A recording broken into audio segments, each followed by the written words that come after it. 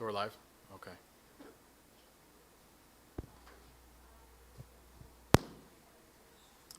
All right. Hi, everybody. Thank you for coming. So those in the back that are getting food, please feel free to get some food.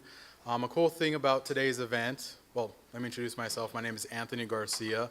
I'm the Sustainability Program Manager for the Maricopa Community Colleges.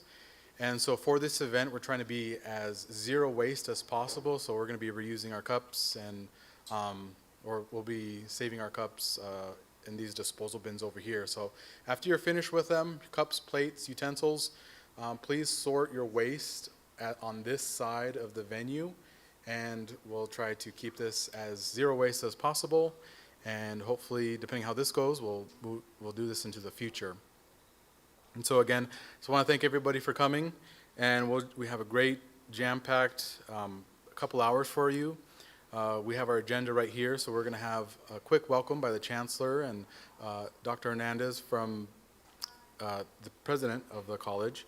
And we have a Kahoot game at 1 o'clock.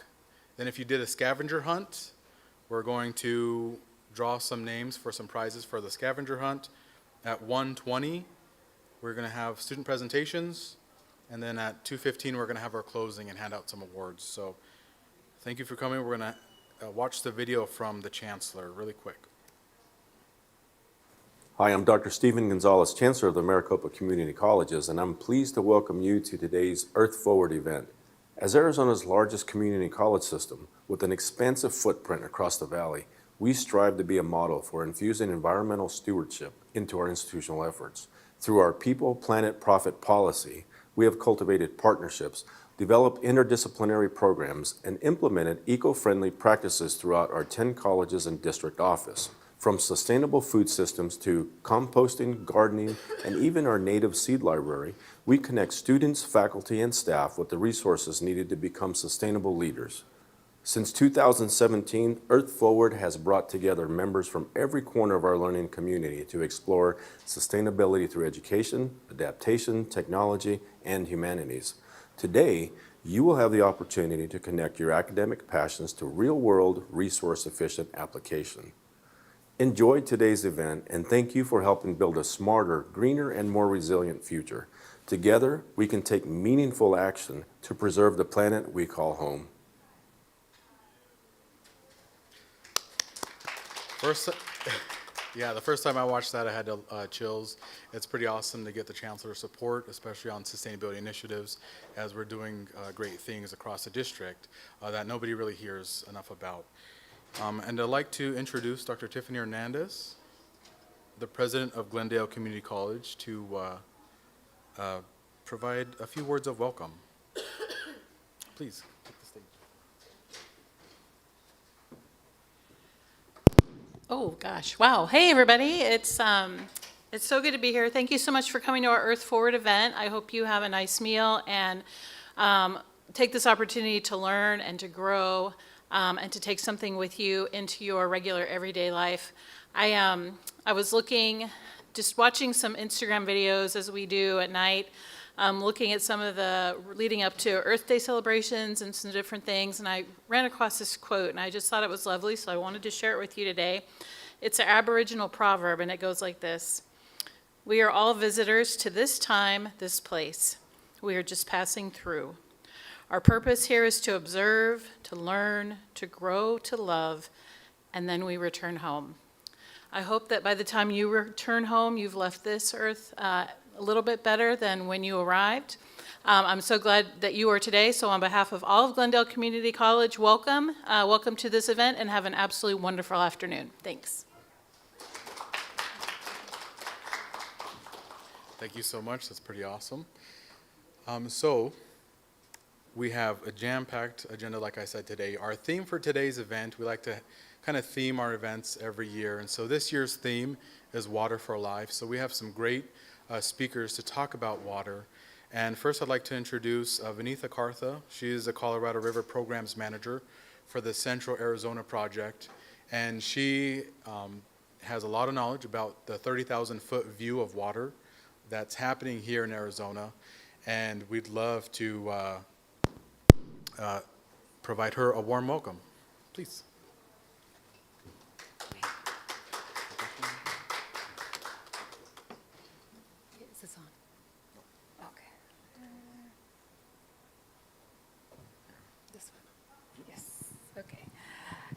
Good afternoon, everyone. It's after 12, right? Yes, it's after 12.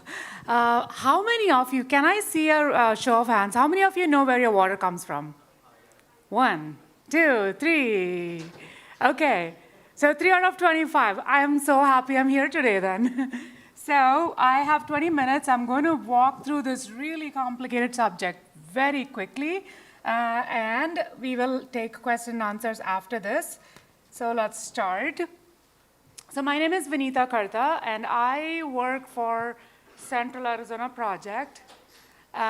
This is a canal that brings you Arizona's largest renewable supply into central and southern Arizona.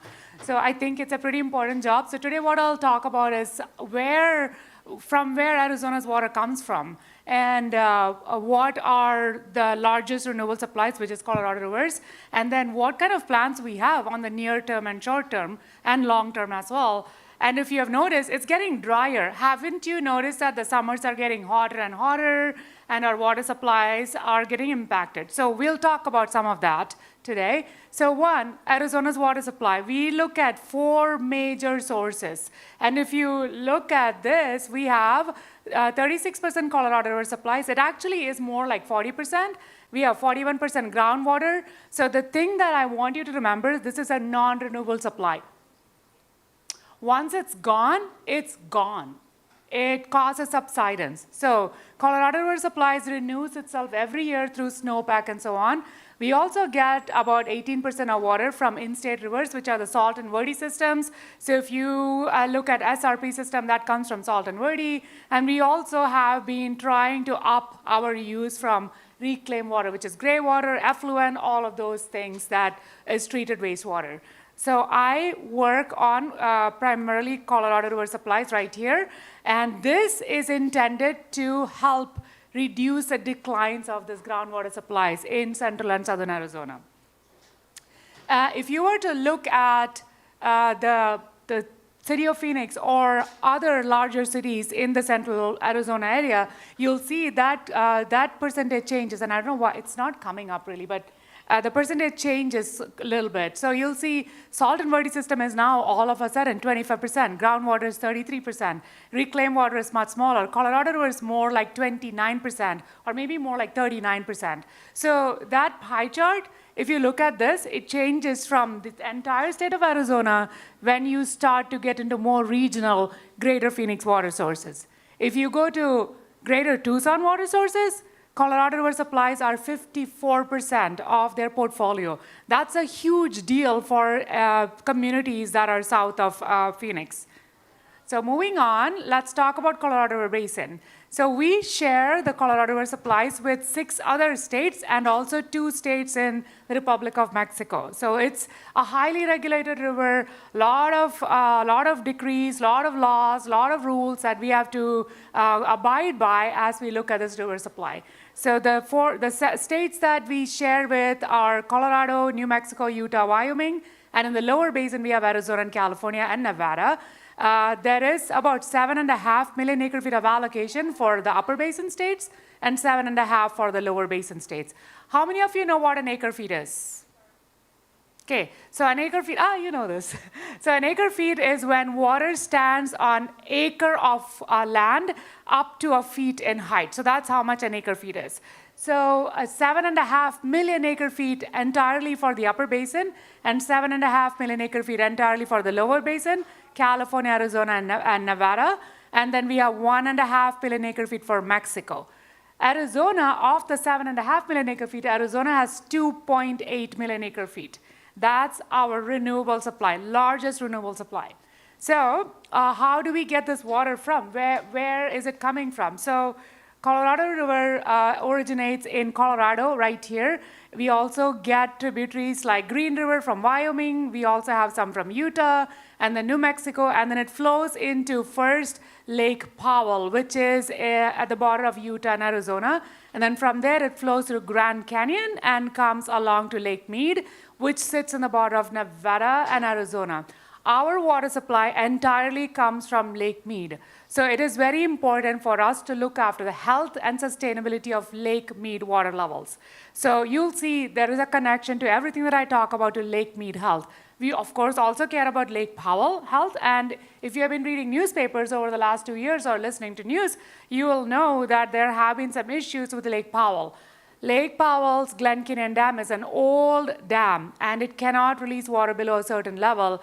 If it does, it causes infrastructure issues to the health of that dam. So Lake Mead is much older, but it does not have infrastructure issues like the Glen Canyon Dam, which is great for us because it releases water that comes to us.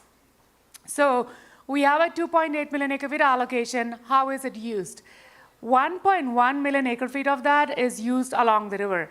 If you're eating salad today, it is highly likely that that came from the Yuma area, which is all grown with entirely Colorado River supply. So you're all drinking water from Colorado River, also eating that supply, because a lot of the meat, if you eat meat, they are fed by alfalfa grown in the Yuma area, lettuce, vegetables, a lot of vegetables, especially winter vegetables, are grown in the Yuma area. The rest of it comes down the CAP canal, who I work for, about 1.7 million acre feet of it, and it is supplied to central and southern Arizona. So essentially, the 3 active management areas, Phoenix Metropolitan, also in Pinal County, and then in Tucson with Pima County. So let's talk about the canal. This is a 336-mile canal or an aqueduct that stretches from Lake Havasu, which is where our plant is, Mark Wilmer, and it stretches from Lake Havasu to Tucson. Most of the population in the state of Arizona, 82% of it, live in central and southern Arizona. And this supply that we bring in is allocated 46% to the tribes and 54% municipal. So we do a big, huge job of keeping the economic health of central Arizona alive. City of Phoenix, City of Tucson, City of Scottsdale, Chandler, all powerhouses with regard to the economic health of the state. All of them are very much reliant on this renewable supply of water that comes down the CAP canal. With that, let's talk about what is going on in the basin. So these bar charts are gauges or volume of water that have been flowing down the Colorado River since 1906.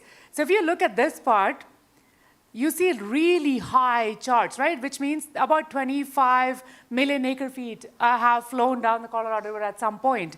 But as you go down into the current time frames, you'll see those bars don't exist anymore. We have not touched above 15 million acre feet. Like, we have touched that maybe 4 times in the last 10 years, in the last 20 years, to be truthful. If you look at the entire 118-year average, we were touching about 14.7 million acre feet.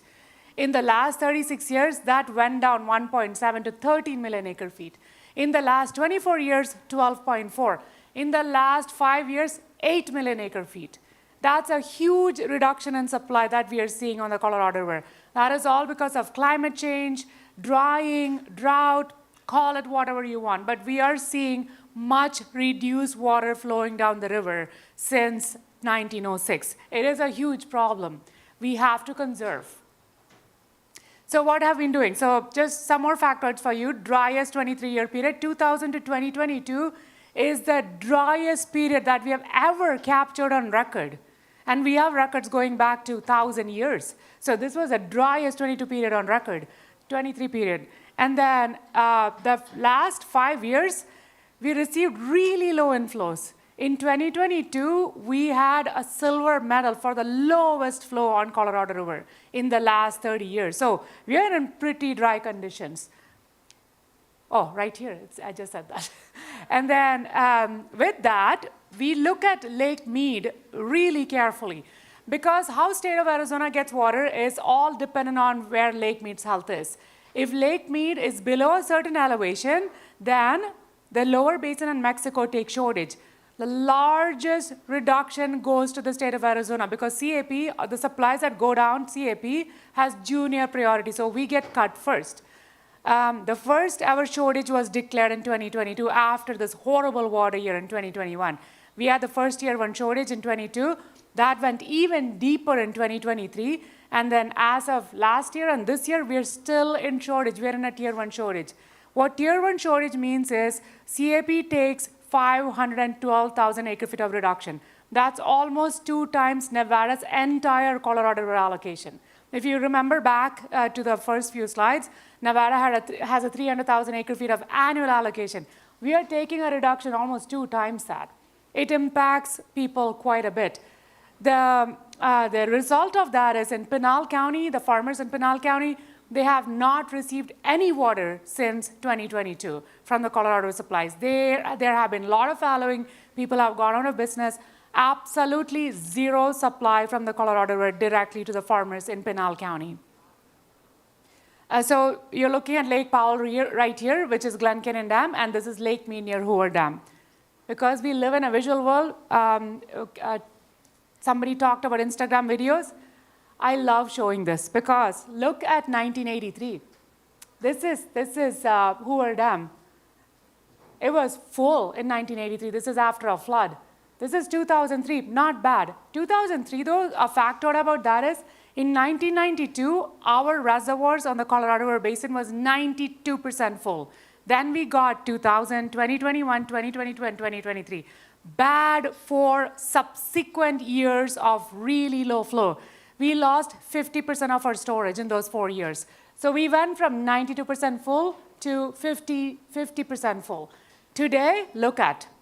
If you have been to Vegas, if you drive across Hoover Dam, you'll see those like white patches. That's called bathtub rings. Those bathtub rings are now almost 30 feet high. That's how much water we have lost. So this is stark, don't you? I mean, it scares me when I look at this picture every day. So this is the world that we are living in right now. What is next? So we have been very cognizant, Central Arizona Project, the state of Arizona, we have been very cognizant that we are in a junior priority status with Central Arizona Project. So we have been doing a lot of things over the years, starting with water banking. We have been recharging, or we have been storing a lot of water underground for times when Colorado River supplies are not available to the full extent. So what recharge means is we put water in these like little groundwater basins that stays there, which can be taken out at a future time when there is a shortage on the Colorado River. We have been doing that. There is an organization called the Arizona Water Banking Authority. Their only job is to store water underground so that they can farm municipalities and tribes in times of shortage.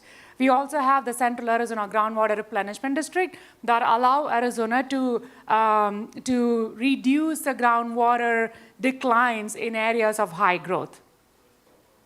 The other thing that we have been doing is we have been conserving a lot of water. So you heard about shortages that the Pinal County farmers have taken. They have not received any water supplies. In addition to that, we have been paying people to not take those water supplies and instead leaving that in Lake Mead. Since 2014, Central Arizona Project, we have reduced the volume of water that flows in the canal so that we can keep Lake Mead. So this purple right here, it shows the mandatory reductions that we have taken since 2020. And in blue, what we're seeing is where we have paid people to not take those water supplies. So we have had agreements with the Colorado Indian tribes, with the Pinal County farmers, with municipalities like City of Glendale, from whom Joanne Toms is here. She will be talking about that.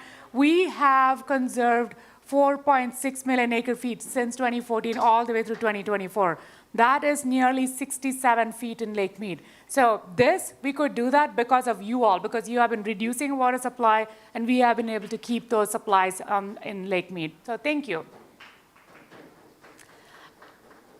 So one other thing that we all have been working on, if you've been looking at the newspaper, you've heard about the 7 basin states.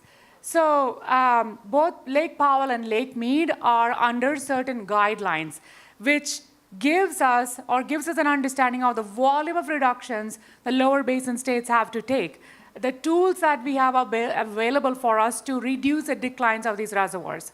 Those guidelines expire in 2026. So the one major thing that is consuming most of my time these days is something called the post-2026. If anybody is into NEPA, this is under the National Environmental Policy Act. There's a process called the Environmental Impact Statement process, or NEPA, under NEPA. If there is a federal action. So reclamation operates those dams. So if there's a federal action, reclamation must undergo an environmental impact statement. So which is what we're doing.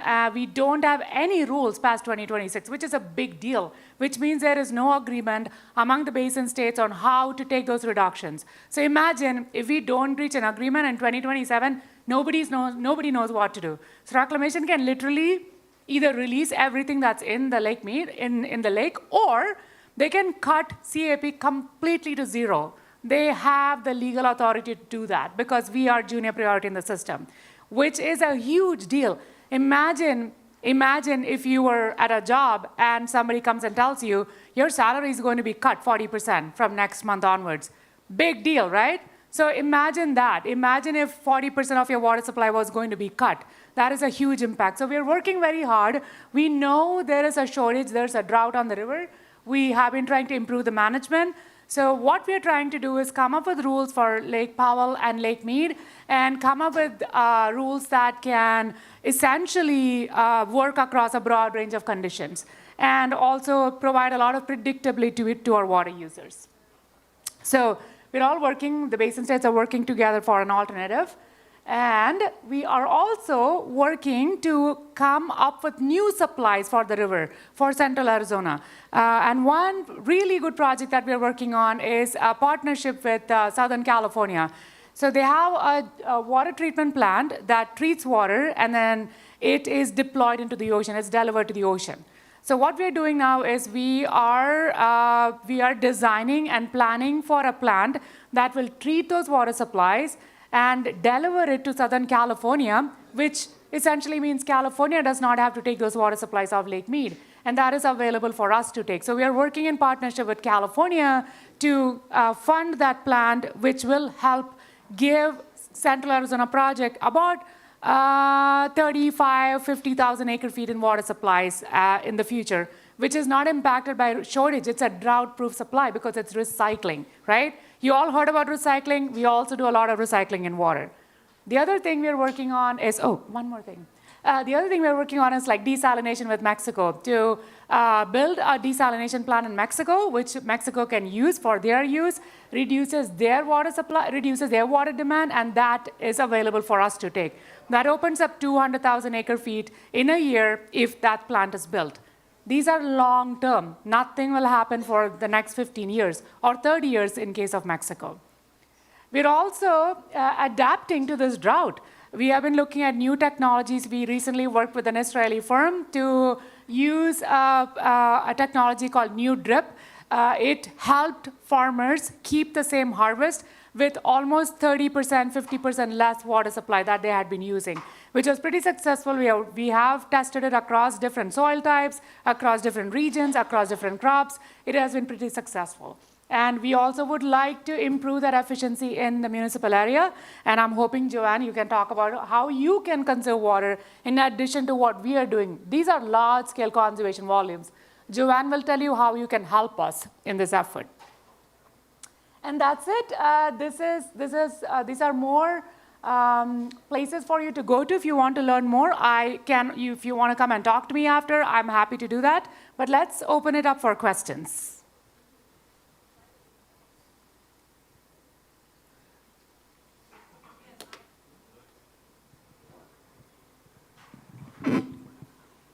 Thank you so much for that talk. I have a question about evaporation along the canals. How big a problem is that? And I've thought I heard somewhere about talks of providing structures over the canals to help prevent evaporation. Thank you, Kim. That's a really good question. So yes, evaporation is a naturally occurring process. We cannot prevent it as such. For Central Arizona Project, there's about 75,000 acre feet of evaporation on a annual basis. So about 5% of our supplies.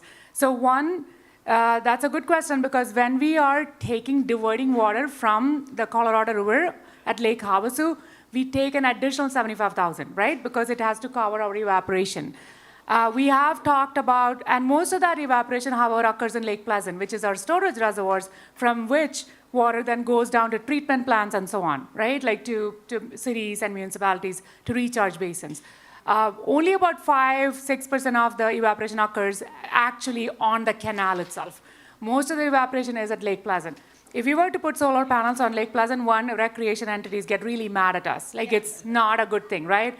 If we put solar panels on the canal, one, it does not do much. It only reduces about 5% of the evaporation. It doesn't do much. Secondly, it is extremely costly to put solar panels, and it causes a lot of maintenance issue for us to get into the canal, to do treatment, maintenance, to look at supplies, and also, it also causes other like biological issues like algae growth and so on. So those are things. So we are not really looking into doing solar panels on our canals. However, there has been a request for it. The Gila River Indian community recently did that, and they just started producing electricity. So we're watching that closely to see if we can emulate some of that. But I highly doubt if solar panels on Lake Pleasant will go anywhere. So. One more question. Come on, guys, you're students.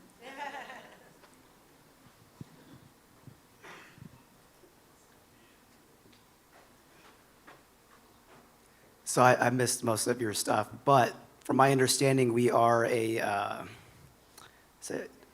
urban heat island? Is that what it's called?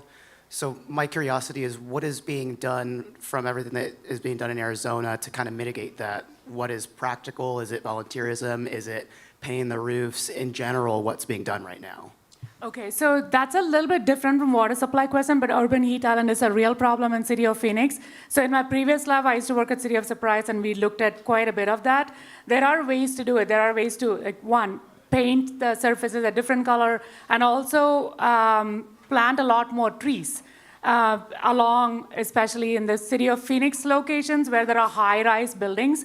So planting a lot more trees, and also using your detention and retention basins correctly. If it's designed well, it absolutely impacts urban heat islands and also reduces the waste of water in the central city's location. So hopefully that helps. I might also put a plug in for folks that are here. You talked about urban heat islands. The answer is plants. And for us, I just want to put a plug in for water conservation.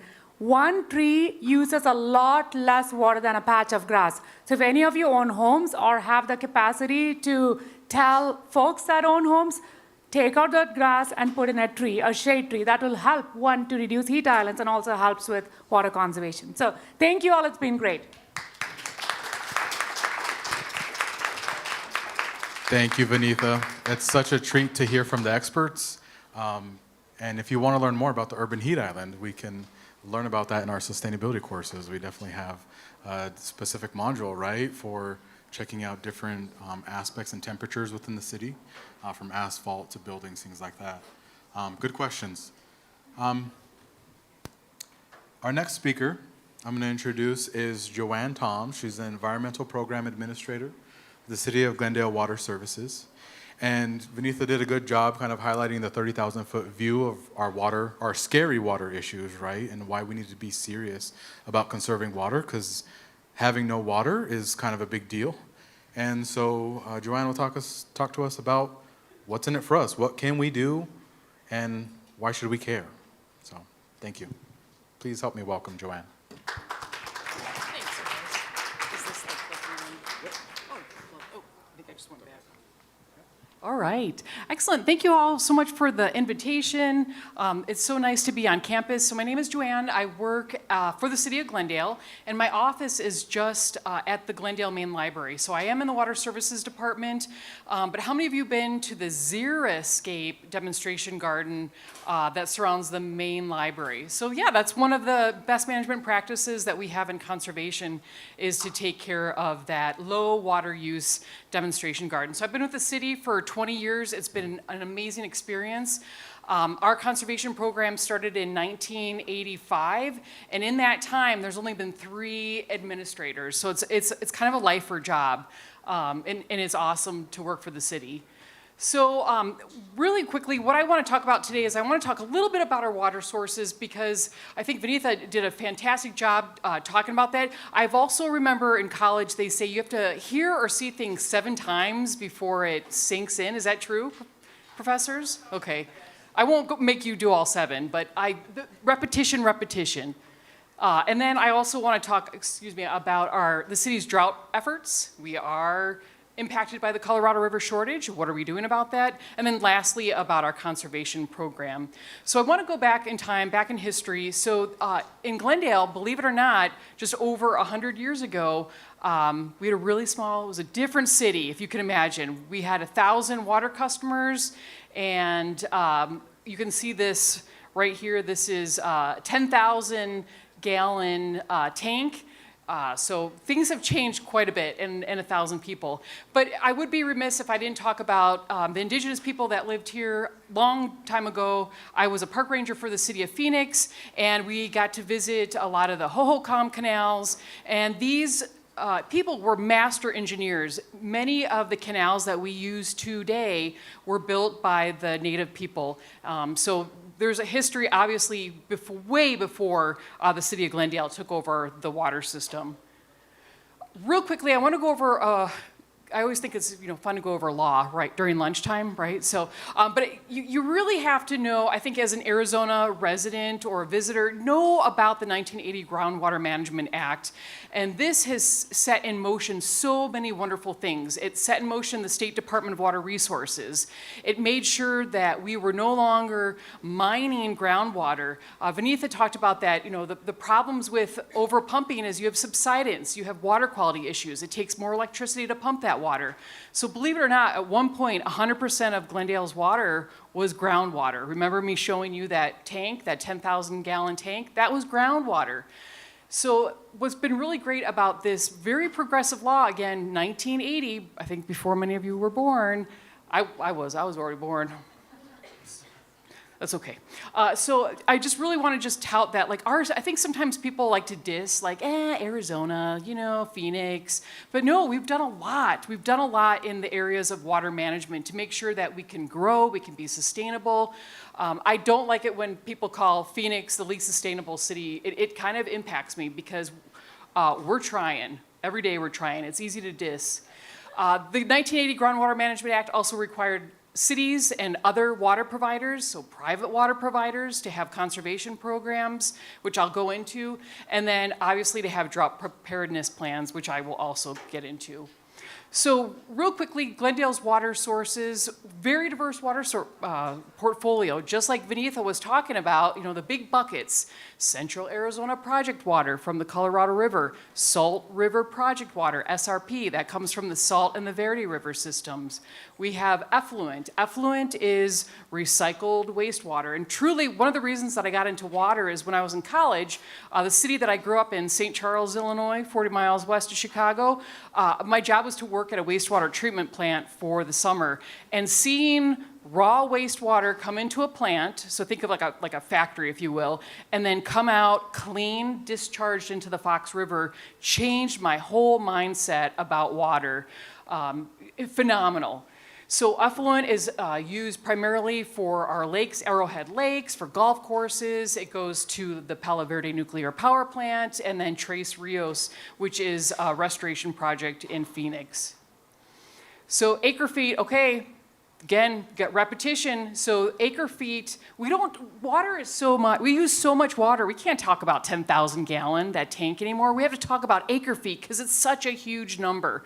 So I'm a visual person, and 1 acre foot, just think of a football field, maybe a little bit smaller, with 1 foot of water. So here's that acre foot. Glendale last year, we used 44,000 acre feet. Most of it was our renewable surface water supplies. So again, remember me telling you, we used to have 100% of our water was groundwater. That's a non-renewable water supply. You do not, once you take that out, and if you collapse the aquifer, you can't regain that. So we need to save our groundwater for the future. So last year, we only used 2% groundwater. But again, most of it came from our surface water sources. I do want to go over the maps, though, because it's such a contrast when you talk about the Salt River map, the basin, and then when you talk about the Colorado River Basin. Because think of this being, the Salt River Basin, this watershed is big. I mean, it's a big chunk of the state. All of that for us here in the Phoenix metro area. Think of all of that snowpack that had to melt, go down the mountains, go into the rivers, the tributaries, so that we can have that water here. Now I want to go over the Colorado River watershed, which Vinitha went over. Again, this is the western part of the United States, a much, much, much, much, much bigger watershed. So last year, for example, SRP, we had a really great snowpack, and that really filled up our reservoirs. That's great. But even in years where we have above average snowpack on the Colorado River watershed, it doesn't do a whole lot because it's such a big watershed. Those reservoirs are huge. I mean, we'll take it, don't get me wrong. I mean, I'm often looking at the Colorado River snowpack average, and where are we this year compared to previous years? It's a big part of our water supply, and like Vinitha said, we do not want to lose it. So I talked a little bit about groundwater, and just for the sake of time, I think I went over that enough. It's non-renewable. Just think about that, is that we need to conserve that as much as possible and not be so dependent on. And thank goodness for the 1980 Groundwater Management Act. Then also the effluent, again, a very important source of water. Vinitha talked about advanced water purification. That's something that a lot of the Phoenix metro cities are looking at, and that's taking that wastewater. Remember me telling you I had that job in my summer job in college, taking wastewater, treating it to a very, very, very high quality, and then putting that back in the city's water distribution system. When you think about it, all of the water that we have on Earth is already recycled. So advanced water purification is just a methodology, it's a process to treat that wastewater. And then as far as long-term drought conditions, Vinitha went over this as well. I mean, you could see like in the early 1900s, we had banner years of high snowpack. And then recently, really the last 25 years, there's been a deficit of snowpack, which is where most of our water comes from. It's not necessarily rain. I mean, we'll take the rain, but I think people, when we see rain, it's so close to us, right? We're like, oh, it's raining, our reservoirs are gonna fill. Really, it's that snowpack, so just remember that. And then the Colorado River, Vinitha talked about the tiers. We've been in a tier 0 shortage in early 2020, 2021, and then I'll show you some slides about our current shortage tiers. I don't want you all panicking though, right? It's easy to panic, right? Like, we're gonna run out of water. We're not gonna run out of water, we're prepared. That's why we've been storing water underground for decades. That's why we have a conservation program. That's why we have a drought preparedness program. Despite all of the incredible growth that we've had throughout the valley, we use less water today than we did back in the 1960s. And we've become much, much, much, much more efficient. Granted, a lot of farmland has turned into development, which also has conserved water, but we have a culture of conservation here in the metro area. So I oversee the city's drought management plan, and that's if, Vinitha relays information from the Bureau of Reclamation that on January 1st, 2026, if CAP, and I'm saying if, so don't say that I did say, if we go into 40% shortage on the Colorado River, we have a drought plan to get us through that, where we will rely more on our SRP, we'll rely more on groundwater, and we'll rely a lot more on conservation. So here's our drought stages. Being a former park ranger, I remember Smokey Bear, right? And so Smokey Bear has the various warning colors about forest fire danger, and so I thought that would make sense for us in Glendale, is to have a color code system. So right now, the city is in stage 1. We've been in stage 1 since 2022. That's 3 years, and that requires the city to reduce water use by 5%. So the slides, I'm not necessarily wanting you to read everything, but just do know that there's various stages. Each stage is more serious and has more restrictions. So again, here's just some newspaper headings, and again, we've been in a tier 1 shortage this past calendar year, 2024, and then calendar year 2025. So, well, what is this drought management plan? under stage one, it's voluntary for customers. It's voluntary for whether you're a residential customer, whether you're a business, whether you're a college, to reduce water use. We just want to get people, doing the right thing. But it's mandatory for the city of Glendale to reduce water use by 5%. So how do I track that? I worked with our city's water billing staff and other staff that are really good at data visualization, and they came up with a dashboard which shows me every single potable, which means drinkable water meter in the city of Glendale, and that's how I'm able to track. So you can see the various stages. Stage one, we have a 5% water reduction goal. Stage two, the city would have to reduce water use by 64 million gallons, which would be hard on trees, right? We were talking about the benefit of trees and the urban heat island effect to help mitigate that. So here's that dashboard that I was telling you about. Are you guys familiar with Tableau? Anybody that is in business maybe? Math? Yeah, Tableau is a great tool to help you visualize your data. And I'm working with multiple departments at the City of Glendale. So this is how I'm able to convey to city leadership and department leadership that we are meeting that goal. So right here, you can see every year, 2022, 2023, 2024, we've had to keep our water use below 612, 916, I should have done it in acre feet. Just say millions of gallons of water, we've been able to keep it down. Despite a record-breaking hot summer, that was a horrible summer last year, 2024, 140 days with 100-degree temperatures or more, and we didn't have noticeable precipitation for like the past 8 months until about a month ago. Hard times. So some city department highlights, I'd be remiss if I didn't talk about what our city has done. So a lot of our non-functional grass areas, this is an area, it looks kind of like a park, but you know what? This area here was not a park. This is a site where there's a reservoir and no one can visit. There's fences, and so this whole area where only city staff is allowed was converted from grass to xeriscape. And I do want to make a distinction about xeriscape. It's low water use. Zeroscape would be like no plants. So we don't want a zeroscape. We want a xeriscape with low water use plants, not zero. And I do quickly want to go over the difference between water conservation and drought. Again, I told you that we had a water conservation program since 1985. That's just what we do out here. But drought is different in the sense that with drought management, I no longer get to be kind of like the friendly, cheerleader about water conservation. That's when my job goes into enforcement and having to work with our city's code compliance department and actually cite people if they're watering their landscape on the wrong days.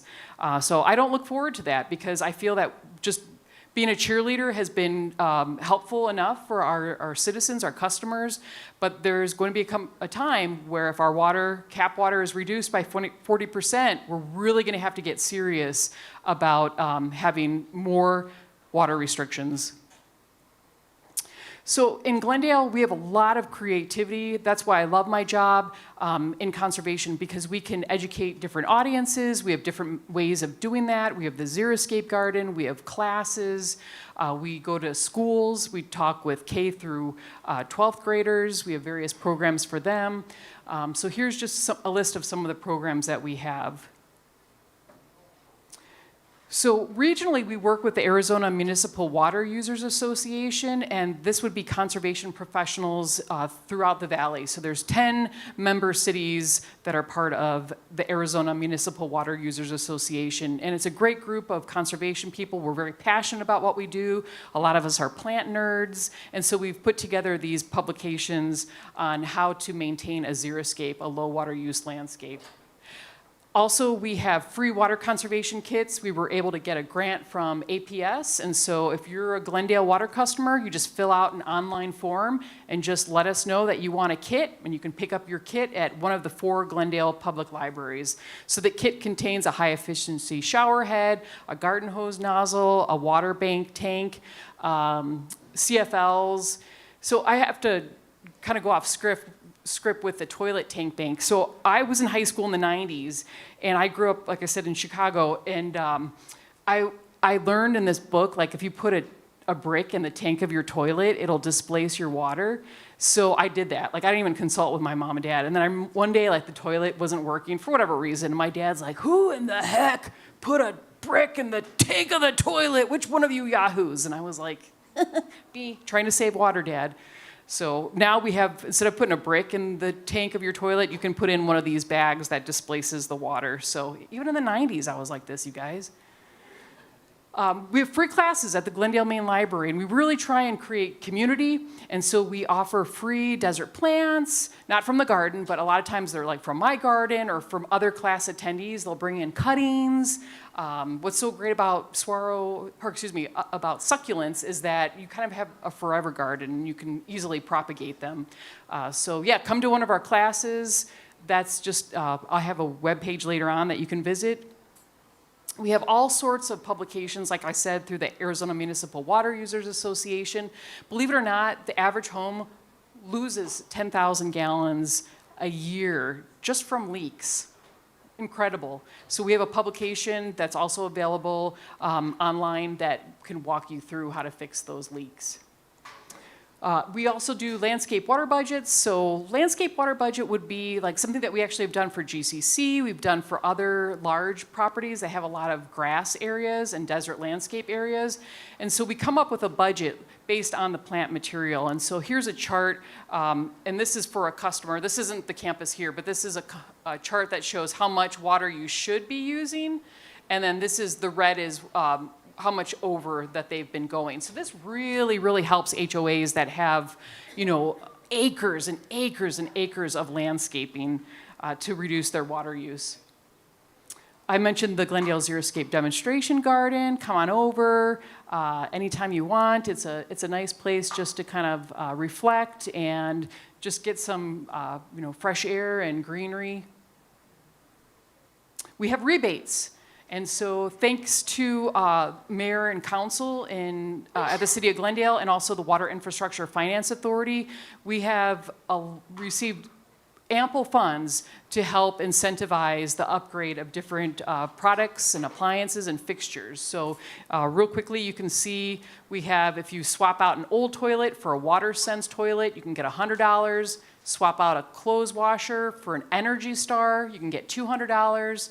Take out that pool, you can get up to $800. Get rid of that grass, you can get $1 per square foot. And then if you get a WaterSense irrigation controller, you get up to $750. So do take advantage of those programs, and all of our information is right here.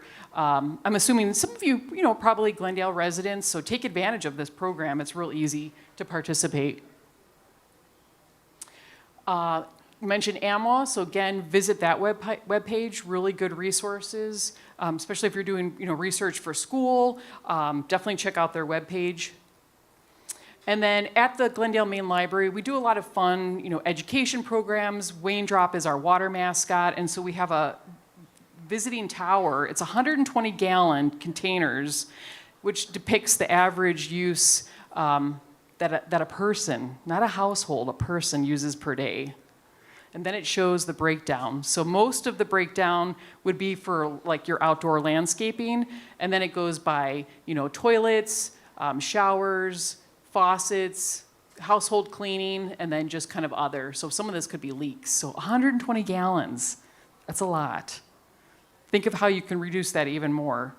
And we know that based on our city's water use that customers are doing a good job conserving water. Here's just a way that you can check your water use at home. If you are a Glendale water customer, your water use is read in K gallons, which is 1,000 gallons. And you can just divide that by the number of days in the month and the number of people. And you can see like how much water are we using a month. I think it's a good homework assignment to do just to kind of gauge where you're at. There's no judgment, just to gauge where you're at.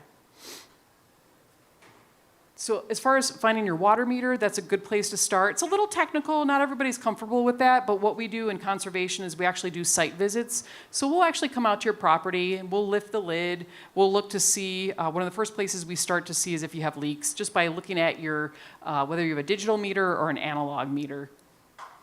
And then real quickly, just want to go over, we talked about ways to conserve, kitchen, Dishwasher, go for Energy Star. Laundry room, Energy Star. Bathrooms, look for WaterSense. Restrooms, look for WaterSense.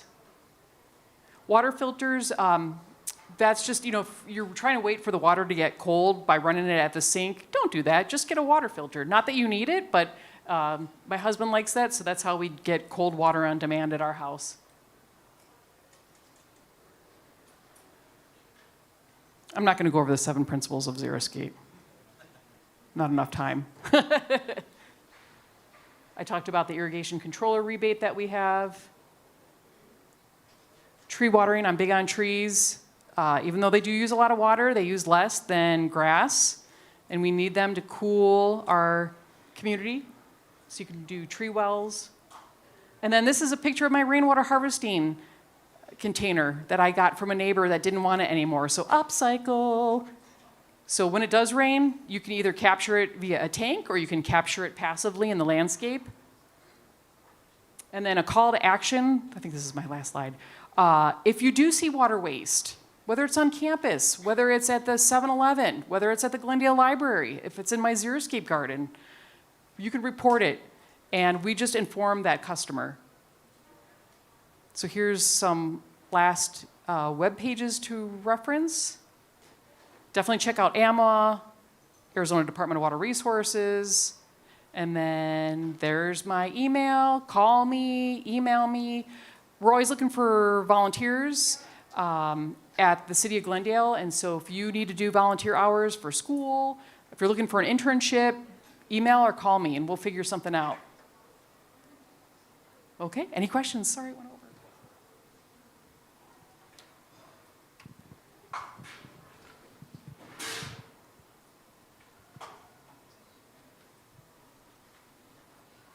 I always have questions. When you drive up I-17 heading towards Flagstaff, on the west side, there's a huge factory being built for chips. And I've heard that's very water intensive, and all these industries are moving to the valley. Are we going to have enough water to support all these factories that are water intensive industries? It just makes me wonder, why are they moving here? Yeah, that's a great question. And as conservation professionals, we've been asked by councils and city leadership on that very same question. So that particular site, that's City of Phoenix is the water provider, but you're right, it is in the area that's served by Central Arizona Project Water. I don't know all of the intricacies. I don't know, like how was it permitted? How did it get approved? But the City of Phoenix, moving forward as of two falls ago, not this past December, but December of 2023, the city passed a it's something called like a smart development or sustainable development policy. Whereas if you're if you're a company coming in and you're a data center, you're chip manufacturing, bottling company. So I don't want to just throw shade on certain CII or commercial, industrial, institutional customers. But if you're going to be a big water user, you need to work out a way to bring in your own water. So it sounds kind of complicated, but there's ways that businesses can do that. And there's also on-site water treatment that they can do too. But as far as that particular project, that is in the City of Phoenix water service area. And again, I don't know how, I don't know all the backstory on how it was permitted, but our leadership is aware that some of these CII customers will be using a lot of water, and can we sustain that? So that's why City of Chandler also, and they did that like about 10 years ago. They have a policy as well that if you're going to be a big water provider or big water customer, you need to provide your own water. Great question. That's how do we keep growing sustainably? Thank you, Kim.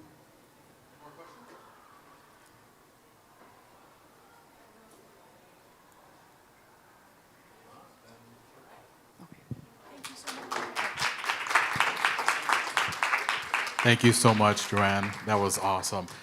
Are those rebates, can we use those with Black Friday sales? Yeah, okay. Cool, so we're saving money on top of money on top of money, and also conserving water at the same time, which is awesome. All right, so we're going to do our first scavenger hunt pool. Just in case you guys joined us, we are trying to be a zero waste event. So if you can organize your waste in the right collection bins, I'd really appreciate that. And thank you for those who have already done so. Just in case you joined, my name is Anthony Garcia. I'm Sustainability Project Manager for the district. And I'm going to pass the microphone over to Dr. Kim Smith, chemistry faculty here at GCC. Hello, thank you for being here. My name is Kimberly Smith, and I am the chair of the Green Efforts Committee that is co-sponsoring this event. We're glad you're here today. We had a scavenger hunt earlier, and we have some prizes. So our first drawing, if you are here, Amy and Edward. Amy and Edward, are you here? Come on up. Very good. Congratulations. Hunt first.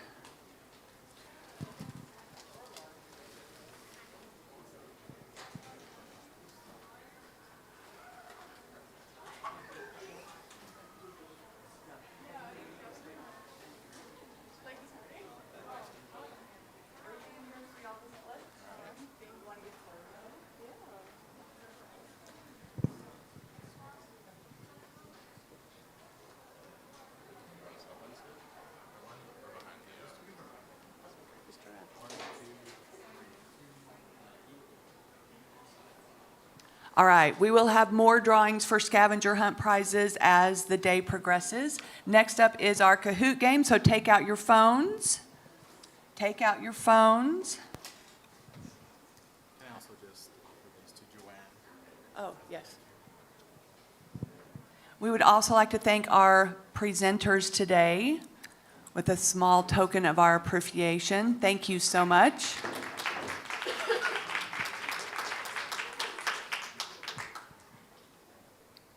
Did I just hit the...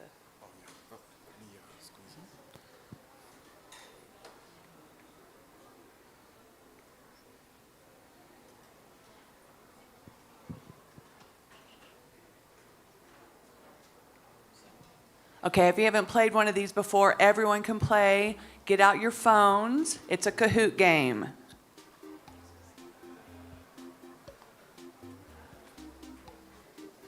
Where's the QR code? So the instructions are the QR code is on the screen. You can go to www.kahoot.it and type in the game pin. There we go.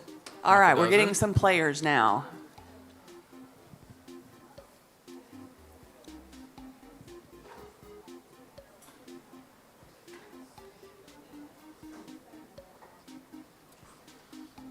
We do have prizes. Want to explain the first second? Yeah, also we have prizes for the first 3 people in the Kahoot game. I do want to mention one of the prizes.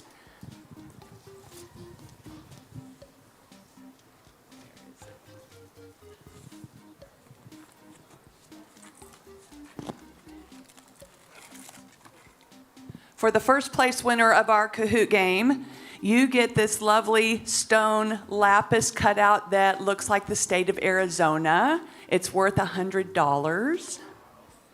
So that is for our first prize winner. So again, get out your phones, enter.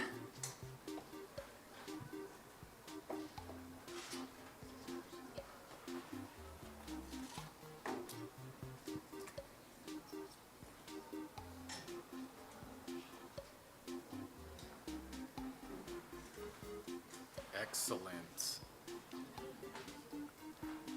32, 33, 34 players. Nice.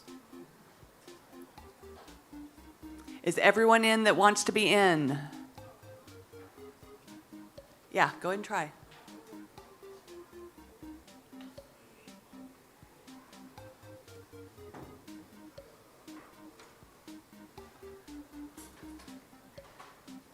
We're at 37 players, 38.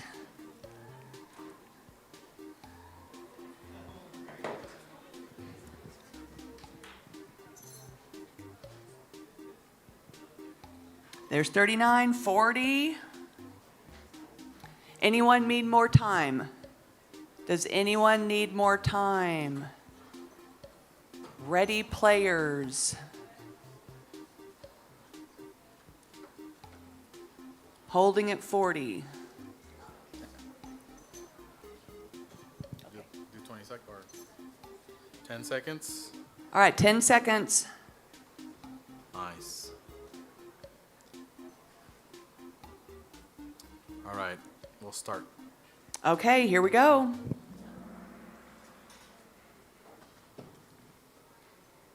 This will be testing your sustainability knowledge. 3, 2, 1. When is Earth Day? When is Earth Day?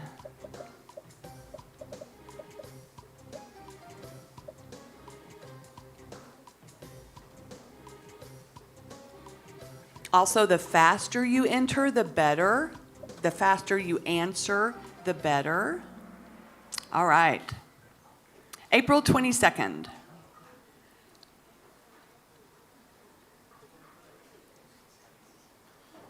Yeah, so answer as fast as you can.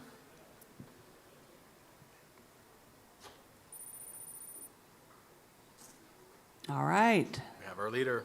We have a leader. What is the primary greenhouse gas emitted by human activities that contributes to climate change?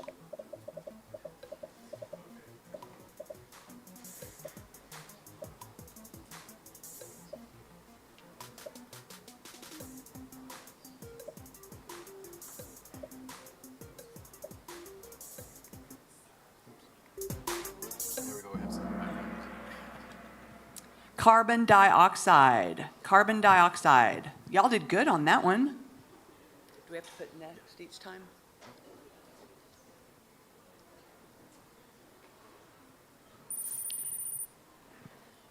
All right, there's our leaderboard. What is the most common renewable energy source?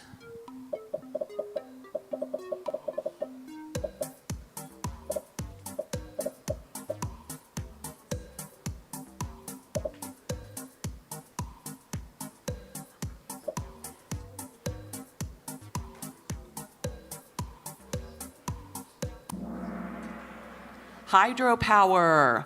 Hydropower. Ooh, gotcha on that one.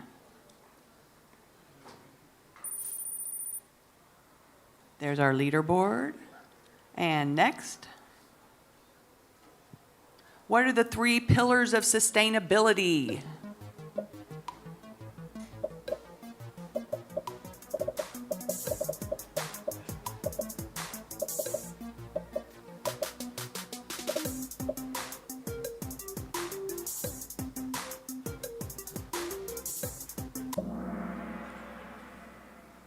Social, environmental, and economic.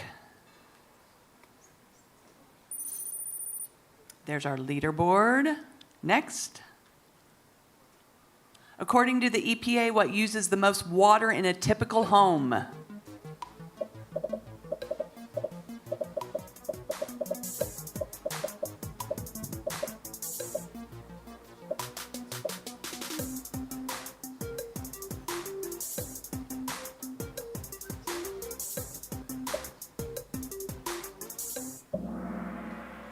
Toilets. We have a new leader. Next question. The average home uses blank gallons of water per day.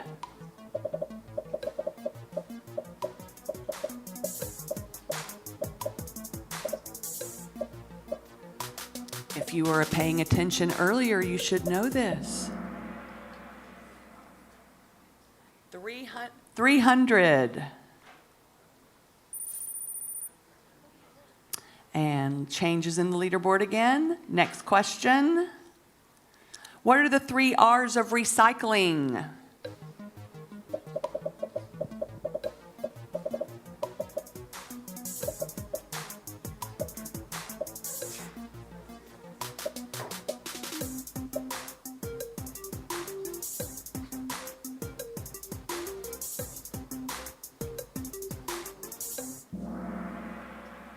Reduce, reuse, and recycle.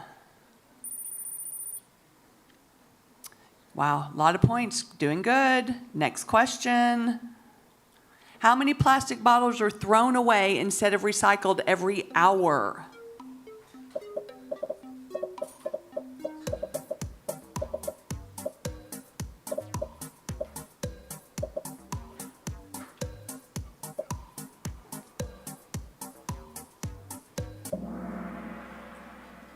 $25 million.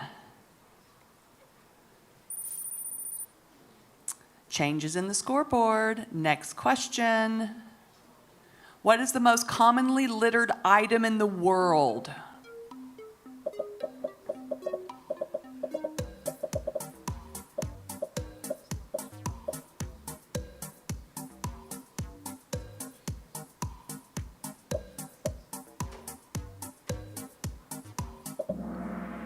Cigarette butts.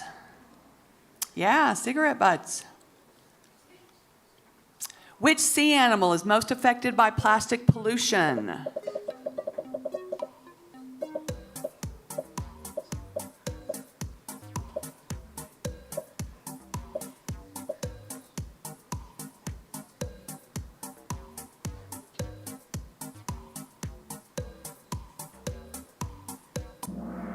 Sea turtles. All right, next question. Which of the following plastics can be recycled at GCC?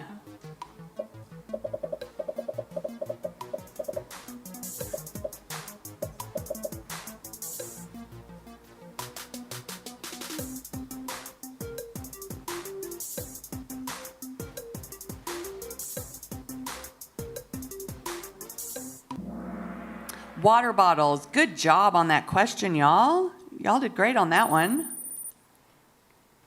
Next question, true or false? Petroleum is the most used energy source in the U.S.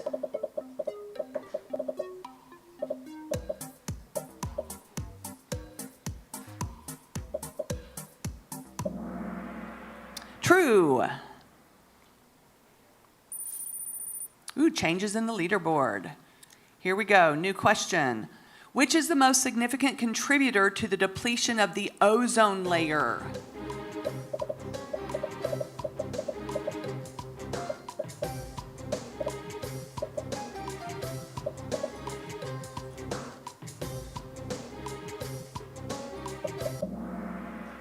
CFCs, chlorofluorocarbons. I know that because I'm a chemist. All right. Doing good. Next question. Multi-select. Select all which apply to lowering your carbon footprint.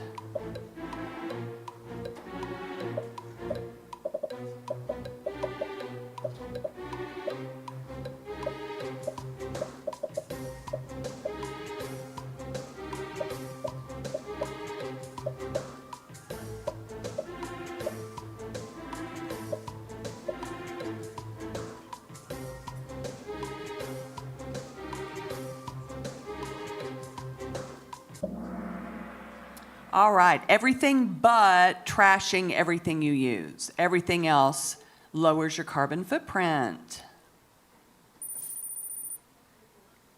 All right, next question. Which percentage of aluminum cans are recyclable?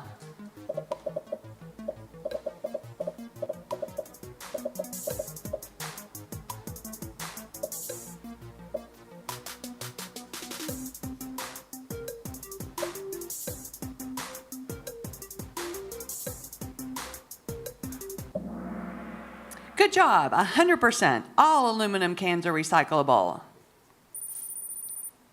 Changes in the leaderboard. All right, next question. How long has GCC had a recycling program?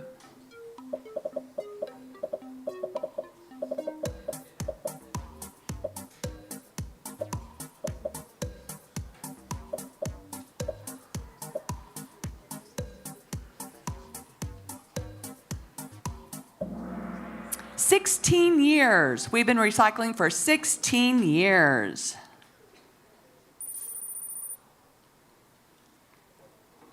Next question. Which country has the highest electric car use per capita?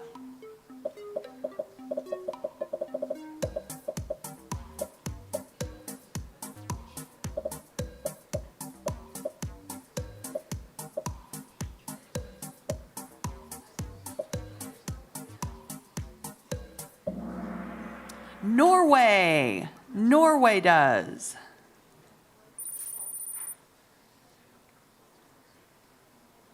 Which brand was the first to turn plastic waste into clothing?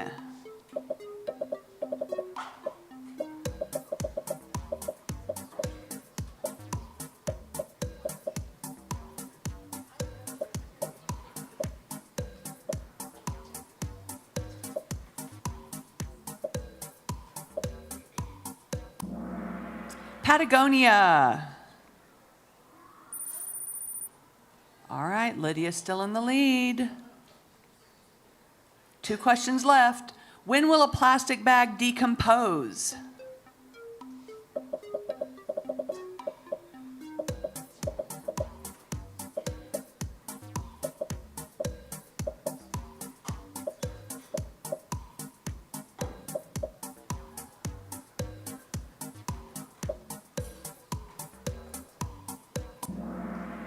Over 1,000 years. Over 1,000 years. Good job on that question.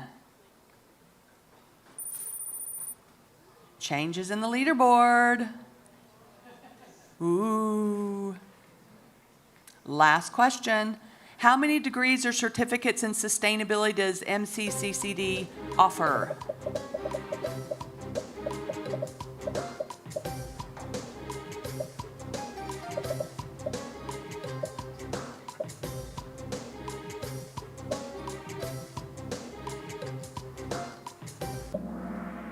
Nine.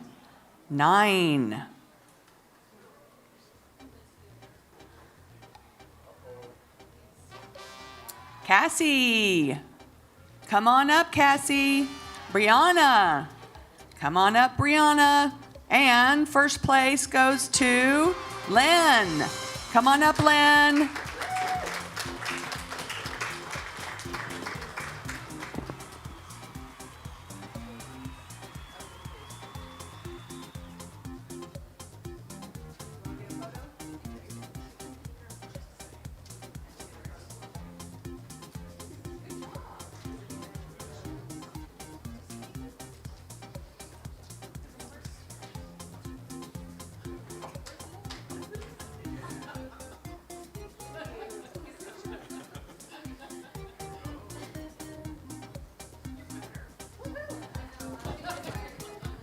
Let's hear it for our winners.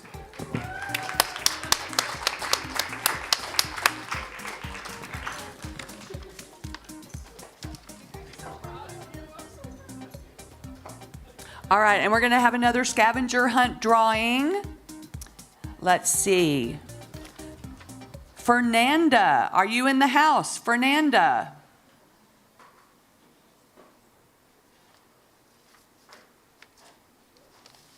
Going.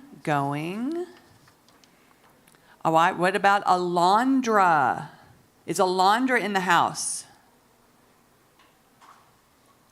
Alondra? All right. What about Zemzem? Is Zemzem in the house?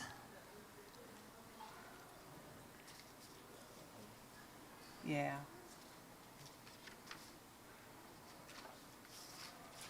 All right, one more. Alejandro. Alejandro C. Yes? Awesome.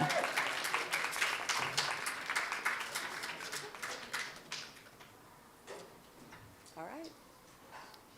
You gonna introduce Michael Strong?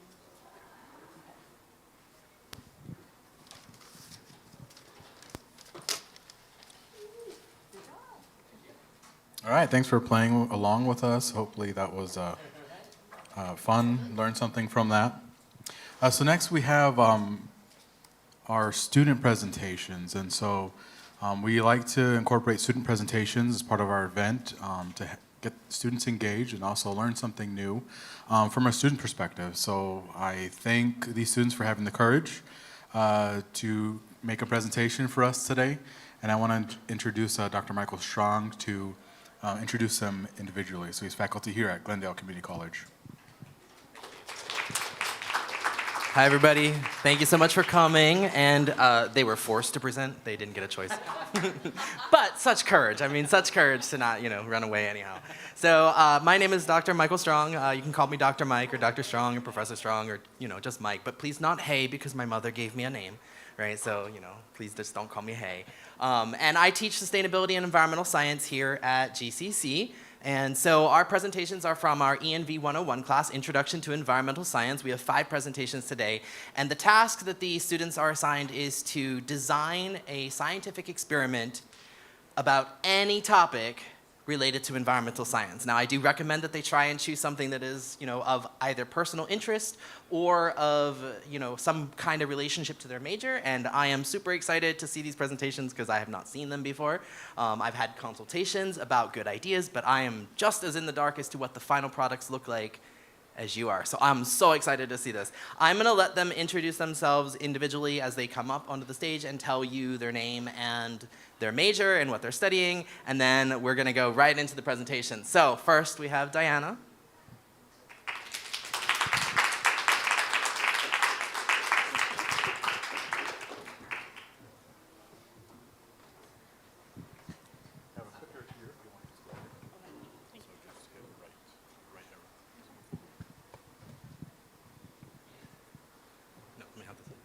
I will let you know when 7 minutes have passed. I told them no more than 10 minutes. So I'll give you a 7-minute warning, okay? Hello, my name's Diana. My major is general business, and then the interest I put was climate change versus species. Introduction to climate change, which I think we're all kind of familiar with. It affects each ecosystem in its own way. It messes with the structures. So like in this case for polar bears, it is messing with their sea ice. Yeah, and then there was a lot of talk about global warming, which also I think contributes to that in a way. And then, yeah, Arctic is experiencing warming 3 times larger than it has in the previous years. Polar bears. I chose polar bears because personally I enjoy like the topic of polar bears. I may not know much, but it is something I am fascinated by. They are hunters, so usually they dive into the water. I think their main ones would be seals, but if they can't get access to the seals, they try and find other ways. Yeah, right there. They prefer living on sea ice. It is also a way for them to like protect themselves in a way. Right here it says climate change will change shelter losses for polar bears, hunting habits, and loss of transport platforms. Just means that as ice continues to melt, they will have to find alternative ways to get their food sources. If not, they will end up dying from starvation. In the articles I had, there was a lot of approaches. Some were very similar to like tracking how they behaved, how far they would go out from regular places like their shelter. And yeah, and then they would use satellites for it. What they all correlated with one another. Talked about how climate change would end up affecting them as well as like other populations over there in that system. My research question was does climate change in the span of 100 years affect polar bears population?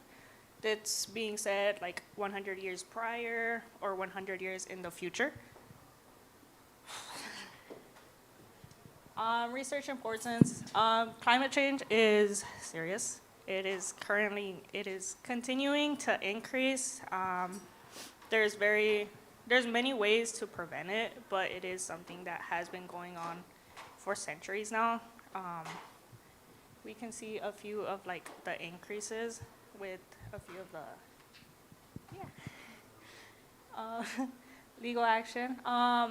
The polar bears were, I think they were in a threatened species for the Endangered Species Act, I think it is, back in May 2008, which just allowed them to have like that area for them.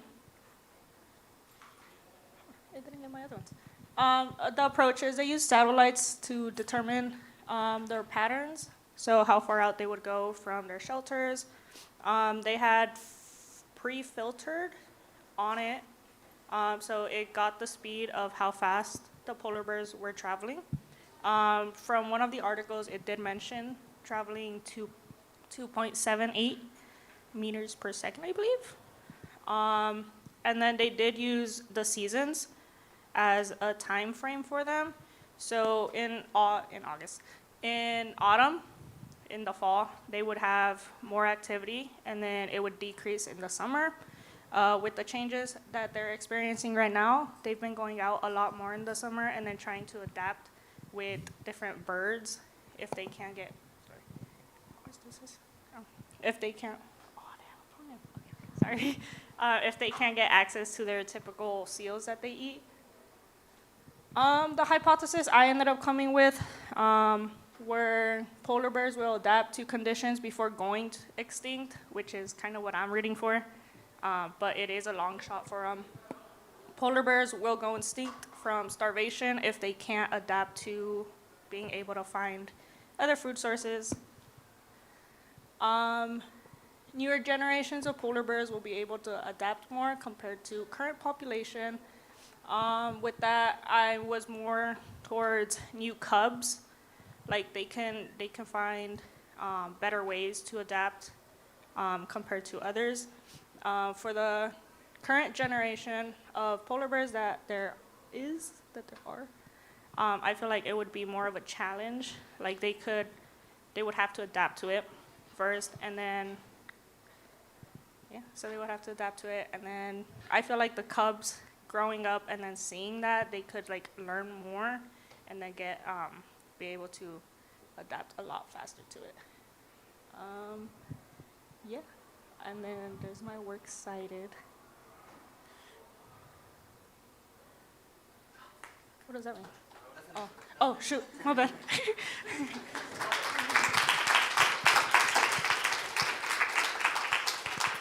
Thank you, Diana. Does anybody have questions for her? Okay. All right, so we've already had a snapshot preview of who's up next. I don't remember whose project that is. And, ooh, these buttons are awkward. This one? No, this one? There we are. Okay. Is that you, Gio? Okay. So this one, move forward. Okay. So I'm gonna have to put that in my pocket. Okay, you want me to push the slide button? You want to use your hands? I think I'll be okay. You got it. Yeah, I think I'll be okay. All right. Hello, my name is Giovanni, and my presentation is going to be about blue light on plants. So I was really interested in a topic like this because what I'm specifically talking about is everyone knows photosynthesis. Light gives food to plants, or plants turn sunlight into food. But I was wondering about specific lights. What if you only shined blue light on plants? Does that have any effect on them? Does that change them? Does that actually cause problems, or does it increase in specific areas? And I consider this a miku plant, all blue, small plants. So in this, let's see, I'll be talking about plants, as I said. This picture is actually from a video that actually talks about the exact same thing. I'll actually be talking about the person who made it, named Al Gratian. He will be talking about blue light versus red light on specific plants. These are lettuce plants. And it doesn't say here, and I didn't show it yet, but actually, it'll be a good secret. But these are all different lights shown, and I think it'll be good to keep the secret for now, so you guys could actually take a guess on which one was affected the most and which one is blue, red, or regular light. So these are the few words I will be talking about, or at least mentioning, or you guys could connect with. So this big one right here, photomorphogenesis, sounds really scary, but all it simply means is that changes in light, or it changes in plants, depending on the specific light it's being shown on. So it's actually exactly what I'm talking about. And photosynthesis, everyone knows that, sunlight given to plants, and they turn that into food or energy. Morphology is the forms of specifically living things, but technically forms of how they, like the structure, basically. So just like the change in them, that like change of their structure, that is morphology, like changes in any kind of way. It doesn't matter, just any kind of way. And metabolite, let me take out this one for real quick. All right, so metabolite is actually, an example of it is actually just photosynthesis. This is just the actual process of plants or something creating something so that they can eat. So mostly plants, photosynthesis, they create small molecules that breaks down into like sugars, I guess just energy in general. So the question that I actually came up with, a more specific question is, does only blue light change growth rate substantially compared to regular sunlight on a plant? So research importance. So I actually took two main articles scholarly articles that I wanted to talk about, because these connect the hardest with what I was trying to talk about. And this picture right here, I'll just talk about a little bit of this. Low RFR and low blue light. So this is just talking about the light, and it's talking about low on each side of it. It actually enhances the plate's shade avoidance. So shade avoidance is just talking about the plant looking for light. So if it's in shade and it finds a way so it could get to light, it will actually drive itself to that. And a low blue light actually enhances that, because obviously if they have low light of this idea, or like just having low light encourages them to like, hey, I need to look for light. I need to eat, right? So I gotta look for food right now. So I'm gonna look and just stretch around, looking if there's a way to get light, which actually is shown right there. So it's actually like moving itself so it can try to get to direct sunlight instead of being in the shade with that big plant right there. And photoreceptor interactions, this is the effect of blue and red light, photoreceptors working together. This is just talking about, a little tough, but it affects low blue light inhibits stem elongation. So as I said, it encourages for the plants to actually move. So it stretches out its stem so it can move farther into the light, as it still needs food. So it tries that. And this is another article I talked about, like signaling. It was a really long one. I didn't want to add all of it there. But this is actually a really good one that talks about like specifically only blue light on plants. Flowering and growth, blue light actually increases it. So only blue light increases the growth of the plant and the seed of the plant. It increases it, encourages it, and it's great. It increases the plant height, branching, growing branches, and the flower size. So it blooms it much more. Plant health and defense, blue light actually improves. Blue light shows that it actually encourages defense against disease and actually being eaten. So I wonder actually how strong it is to stop itself from being eaten. Is it like, does it grow like maybe defenses, or like does it grow stronger or higher up? Maybe just avoidance of like these animals. It's really interesting. And metabolite production, blue light improves. So this is just talking about like the actual benefits of eating this. So it's shown that it could actually help humans, like it encourages health in the humans. And that right there is Popeye, who, if no one knows, he eats spinach and he becomes like a cartoon boss. He's extremely powerful when he eats spinach. And all of this sounds like blue light is really awesome, right? Sounds like blue light sounds like it's gonna function. It functions for everything in the plant. So like, what's the point of sunlight, right? Like, can't we just use blue light as well? The method like of what I wanted to see, like the idea or like the test I was thinking about was just shining light, one specific light on one of the plants. So blue light on one and yellow light or just regular light on the other. the person I'm going to be talking about, Algration, and showing you some of his work, he actually does this exact thing. I would love to do it, except I don't have the money for these specific lights. I would wish. But I think it'd be good to actually show him a little bit what he's doing, and just to keep it all consistent, like consistent watering, consistent environment, to make it a good actual test. So this is a little bit big, but this is actually blue light on a lettuce plant that Algration actually did. So what's actually happening is that there's a blue light right on top of the lettuce, and it is shining blue light on the actual plant, and it's being covered up by like aluminum. So it's like in the exact same environment, and it's similar. And this is the regular plant. Thank you for it. There's this little symbol right there. This is a regular light on the lettuce plant. And I believe the next one should be a video.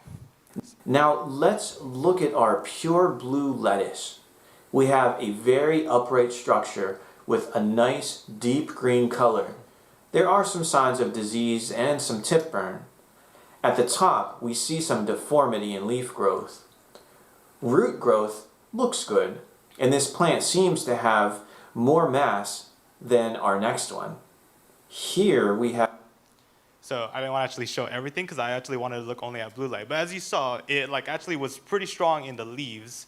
And however, one thing that I didn't really mention is like the actual roots. So although it shows that like the lettuce is strong and like growing well, the roots aren't very defined or strong. You could see. Oh, and here are the rest of the results. So this was the regular light. However, he actually overheated it and it kind of died, sadly. This is all blue, blue to red, and all red. I wonder if this, I do not. So he does, I don't actually have a picture of the roots. However, the roots on the blue light right here, it was actually kind of just straight and not too long, not too dense. So a little weaker. But on these two, blue, red, and all red, it actually is extremely dense and very strong. So now the hypothesized outcomes, I kind of thought about it. I think Miku planned for the win, because it seems like I would hypothesize that blue light is actually really good for the plant. It looks like just having blue light could actually function well. However, I can't just forget about all the other problems.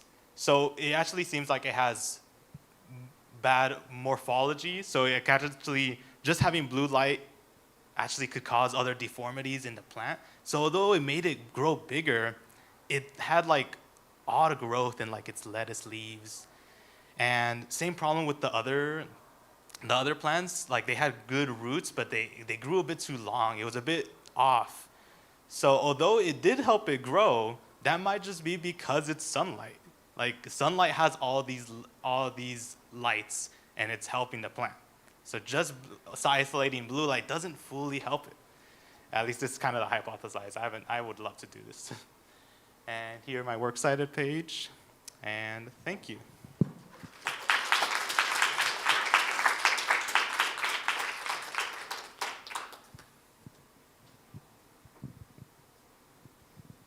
Thank you. Do we have any questions? Yeah, Emily. There I go? Yeah, you want to?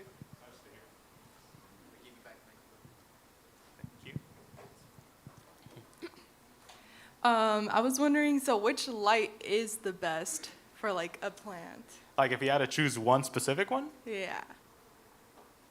I guess if you had to choose for like, maybe for the survival of the plant, it'd be red light, because it made it grow a lot and actually had really strong roots, but it had a lot of deformities. So although it would most likely survive because the roots are actually really defined and really tight, I don't know if it would look very good. It could die, it could grow too long and it kind of snap in half. So there's a lot of effects for the plants. We only looked at lettuce plants. There was an article that I read that had like a bunch of different plants, like celery, beans, like all of these. Really interesting. I couldn't add all of it because it was actually way too long. Miko plant for the win. Yeah, absolutely. Is that everyone? Thank you. All right, Jonathan, I think this is you.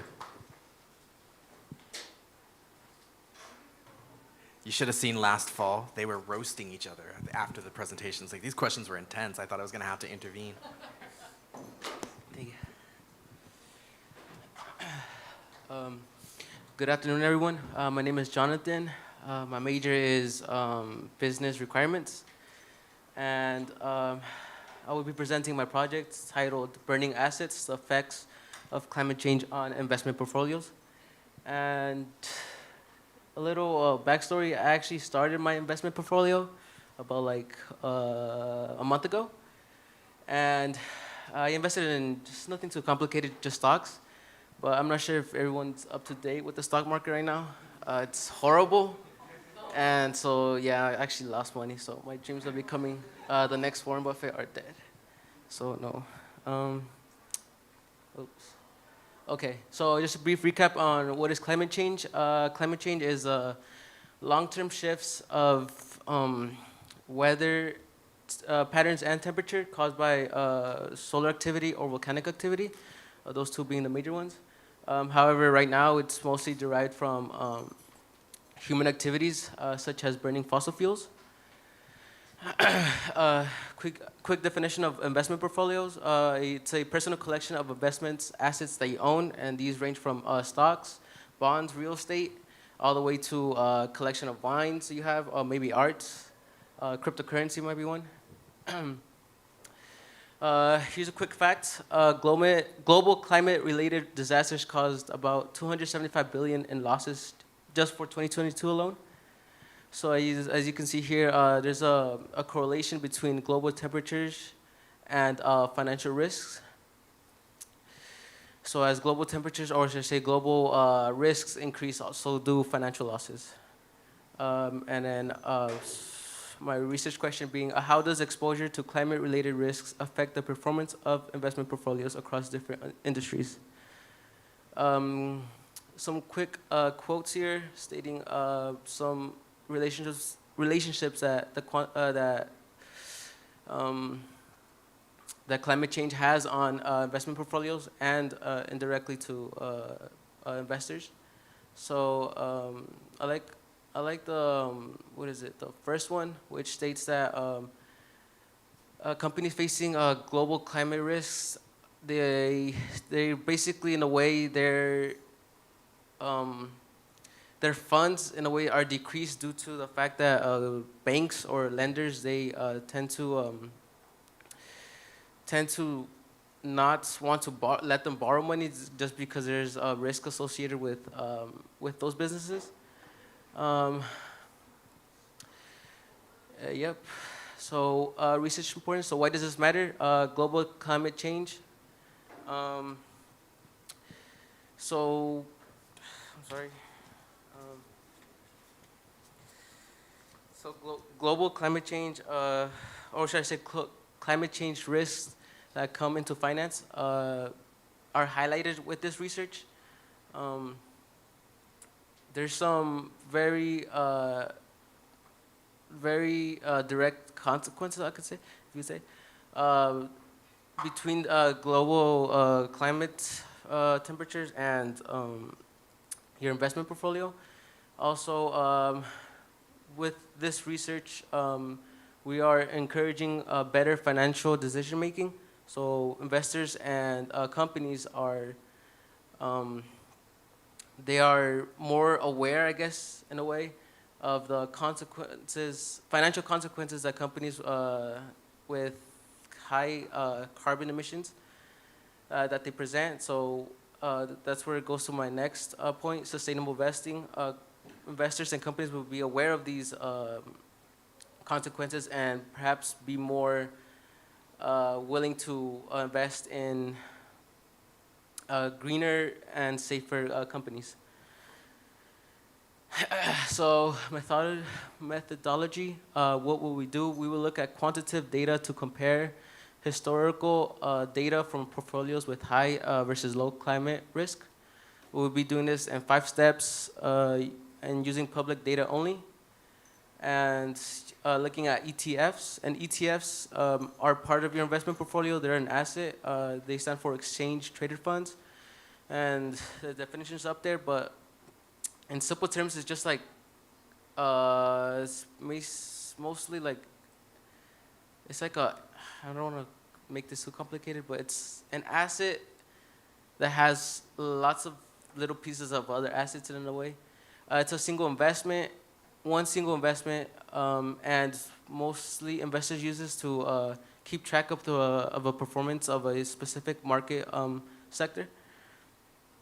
So step one, we will choose test groups of portfolios. I'm looking at between 4 to 6 investment portfolios, half of which are going to be high climate risk, fossil fuel focused ETFs, and some of these high climate risk ETFs are Energy Select Sectors SPDR Fund, which just focuses on oil and gas giants like Chevron and Exxon. Also, another example is Global X Coal ETF, which just focuses on coal producers. And then the other half of the investment portfolios are going to be focused on low climate risks. In other words, ESG screen companies. And ESG just stands for environmental, social, and governance. And when I say ESG screened companies, I just mean that these basically are the good guys. In other words, they protect our planet, help people out, and in a way they follow the rules. So some examples of these include iShares Global Clean Energy ETF, which just invests in solar, wind, and hydro companies. Also, Vanguard ESG U.S. stock ETF, which just what this ETF does is it takes away fossil fuel using companies and screens for ESG, which is pretty good. And then we'll be using websites such as Yahoo Finance or Morningstar, and we'll be looking about like the last 10 or 15 years. For step 3, we will analyze climate risk exposure. We'll be using specific sections of these websites, the MSCI ESG rating, which is a part of which Morningstar actually provides you with. And this, what the ESG rating does is it assesses a company's performance across environmental, governance, and social factors. And it typically ranges from 0 to 100. The higher, the better. So a good ESG rating would be, I would say, above 70, and below it would be pretty bad. Sustainalytics is just a way, it's just determines how much a company is exposed to in terms of climate risks. And then the fun fact sheet which just shows what parts of this ETF is it focused on. So it could be focused on energy or technology. For step 4, we will compare data from portfolios. We'll be looking at trends over time, comparisons across different industries, so like technology, fossil fuels, and such, and their performance. And for step 5, we will come to conclusions. We'll be able to establish patterns. And with these patterns, we'll be able to help other companies who are looking to invest. We're able to tell them, if certain types of companies are more profitable in a way. So yeah, it's pretty nice. These are my hypotheses. Alternative hypothesis: portfolios that are indulged in high pollution industries will experience greater financial volatility and in the long term will underperform. So in other words, portfolios that are more fossil fuel focused are going to be, in other words, returning lower or no returns at all. And the null hypothesis being portfolios that will show no change and will remain stable despite their exposure to high pollution industries. And these are my sources. Thank you.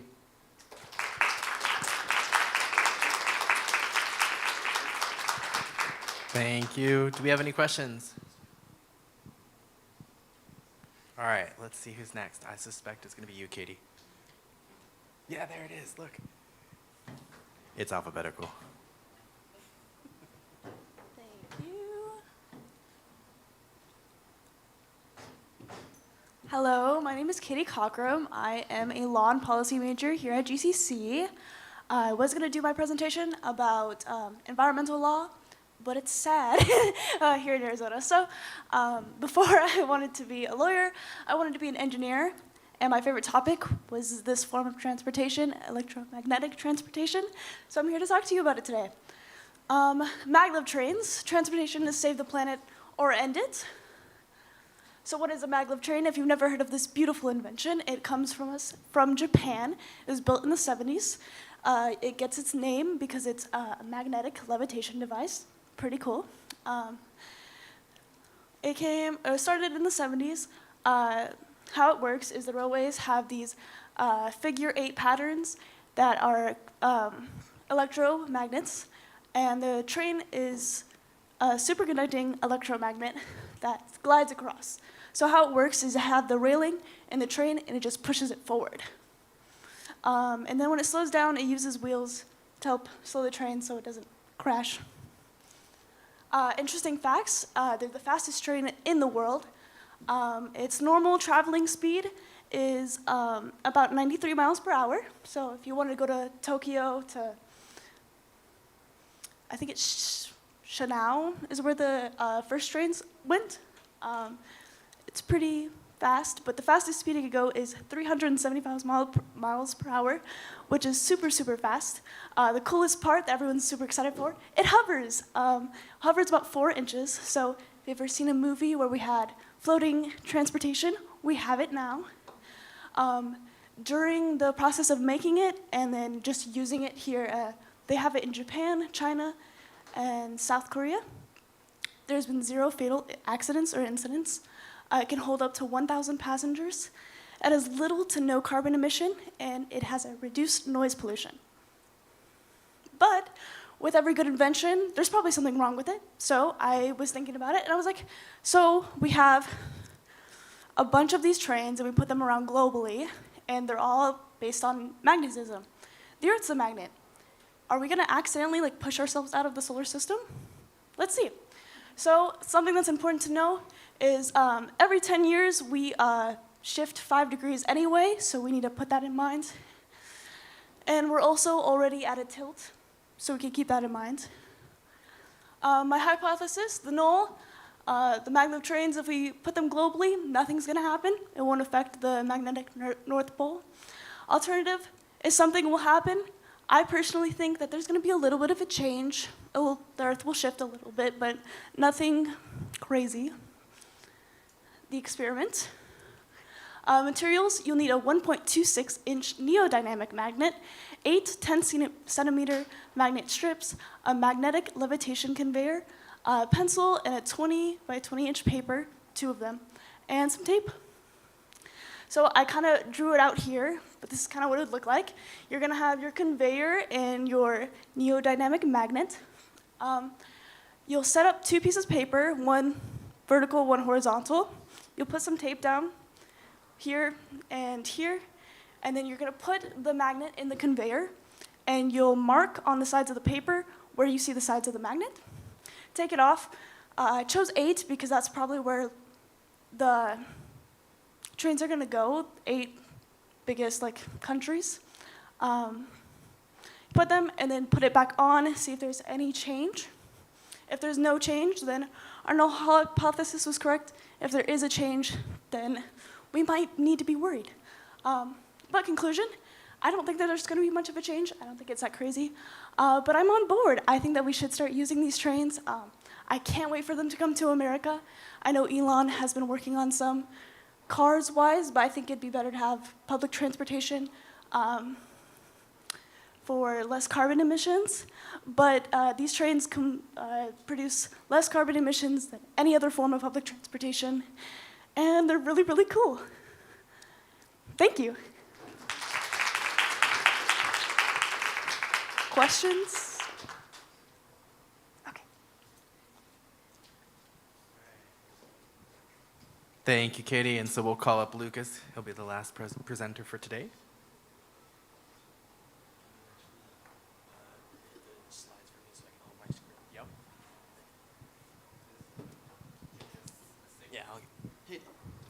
Hello. Oh, wait, no, go back. Sorry, that was a joke. My name is Lucas. I'm a music major at GCC. And whenever he said we should relate it to our major, I was like, well, shoot, how does music relate to environmental science? But I did choose something that's related to noise and also evolution, because I think that evolution and adaptation is very interesting. And it's a hypothetical experiment on crickets. So this is noise pollution and the crickets' solution. Now hit it. So in a lot of animal species, sound is super vital for reproduction, especially in species that rely on calls to attract males. And crickets, for instance, use acoustic signals to find and court their partners. But as cities get larger and bigger, they get a lot louder, just because we're humans and we're very loud. So there's traffic, construction, and just normal human activity. And so these mating calls can get drowned out by all that sound. And so the big question that I'm investigating is, does chronic exposure to urban noise lead to evolutionary changes in the acoustic signaling of crickets? So in order to understand what I wanted to do for my experiment, I researched some other animals that had similar cases where they adapted to noise pollution and changed and adapted audibly. So for this first one, there was these field crickets in Hawaii, and they had a parasitic fly that was wiping out a lot of their population. So they evolved and they got a silent wing, so it's very hard to hear them fly, and then that helped them survive. These little torrent frogs live next to a stream, and the stream was making a lot of noise for them. And so they increased their mating call frequency, so they called a lot more often so they could be heard, but they didn't change how loud they did. So there's a lot of different ways they can adapt. A couple more. There's these tree frogs in Australia that were next to a busy road, and so they increased their pitch, so they called a lot higher so that they could be heard above all of it because of all the traffic. And then the silver eyes, it's an Australian bird, and they sang at higher frequencies. And I thought it was also very interesting. They sang with different syllable rates when compared to ones in rural environments. So there's a lot of different ways that animals can adapt audibly, and I just thought that was very interesting. So why is this important? Human-made noise is an anthropogenic stressor, or a human-caused stress on ecosystems. And it helps us understand how animals are adapting or not adapting to rapid urbanization. So if crickets and other species can't evolve quickly enough, we can see declines in populations because we've disrupted their mating process and their communication. And then to think more broadly for the future, this research could help urban planners be made more aware of the need for quieter habitats. And we can even use crickets as bioindicators to help us measure the acoustic health of the environment and make sure that we don't block species from mating due to our loud human noise. Yes. So for this hypothetical experiment, I would take a just common house cricket, and then like any experiment, you need to have a control group. So that group would be exposed to only natural, quiet noise that would be found in nature. And then there would be a group with heavy urban noise, like traffic, construction, stuff like that. And then one in the middle, just so we can see, that would be compared to like a suburban neighborhood. And then for each generation, I would record the mating calls of the males using like a super sensitive microphone and equipment, and then I would make a note of their frequency and duration and the times that they call, and check the differences between all three of my groups. And then after their calls, I would analyze how the females respond, how successful they are to mate, and what times of the day they attempt to find a mate. So my testable question is, does city noise affect the mating calls of insects within 3 to 5 generations? That was my timeline.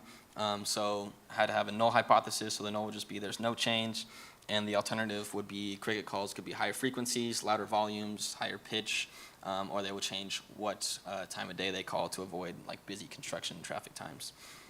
What I would expect to see is that crickets, I just did that. These changes could start as behavioral, but over like different generations, especially under constant noise, they would become genetically fixed. And if there's any change at all in the mating calls of crickets due to urban noise, then I can refute my null hypothesis. And then this should be sources, yeah. Any questions? Cool. All right, thank you guys.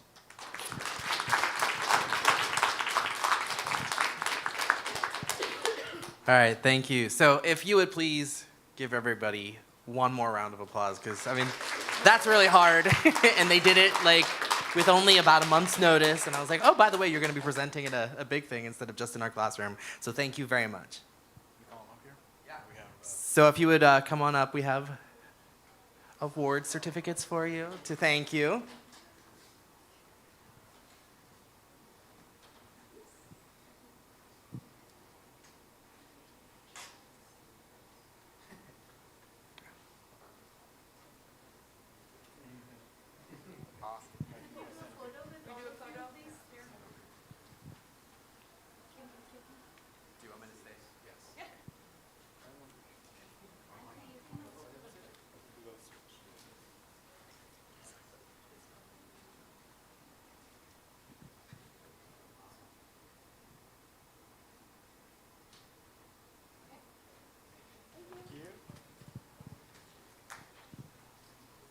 Thank you so much.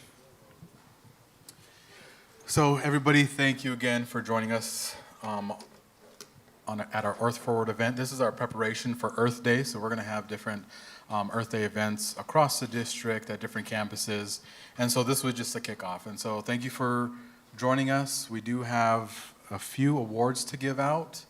So if you're here, if I call your name, please come up. These are Sustainability Leadership Awards that we hand out for faculty, staff, or students who exemplary stewards for sustainability across the district, because we can't do it alone. Shalini and I, we work in the Office of Sustainability, but it will take a lot more people than just us to really achieve sustainability across the district, in our city, things like that. And so we wanted to recognize some individuals who helped us along the way. I'll just take the whole stack, sorry. I'll just take the whole stack and read. And I'm going to go really fast through this. Shalini, actually, can you come back up here? Sorry. No, I have more in that round. And then I'll just hand them to you.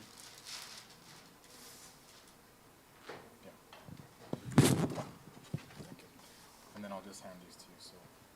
So if you're here, please come see Shalini. So we have Alex Perry,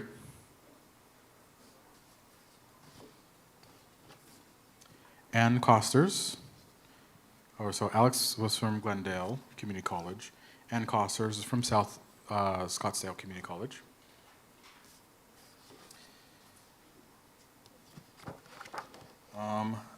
Augie from Glendale Community College.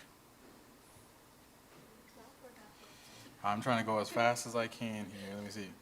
Okay, this was a lot harder than I thought. I thought I could just... Ariella Buffin from Mesa Community College. Okay, Azra Mahmood, South Mountain Community College. Emma Thadani, Mesa Community College. Bethany Crosley, Chandler Gilbert Community College. Ken Calto, the district office. Kendra Stanger, Chandler Gilbert Community College. Dr. Kim Smith, Glendale Community College. Okay, she's up here. There we go. We can have an applause here. Kimberly Patterson, district office. Christina Birch, Glendale Community College. Oh, you're over here. Come on down.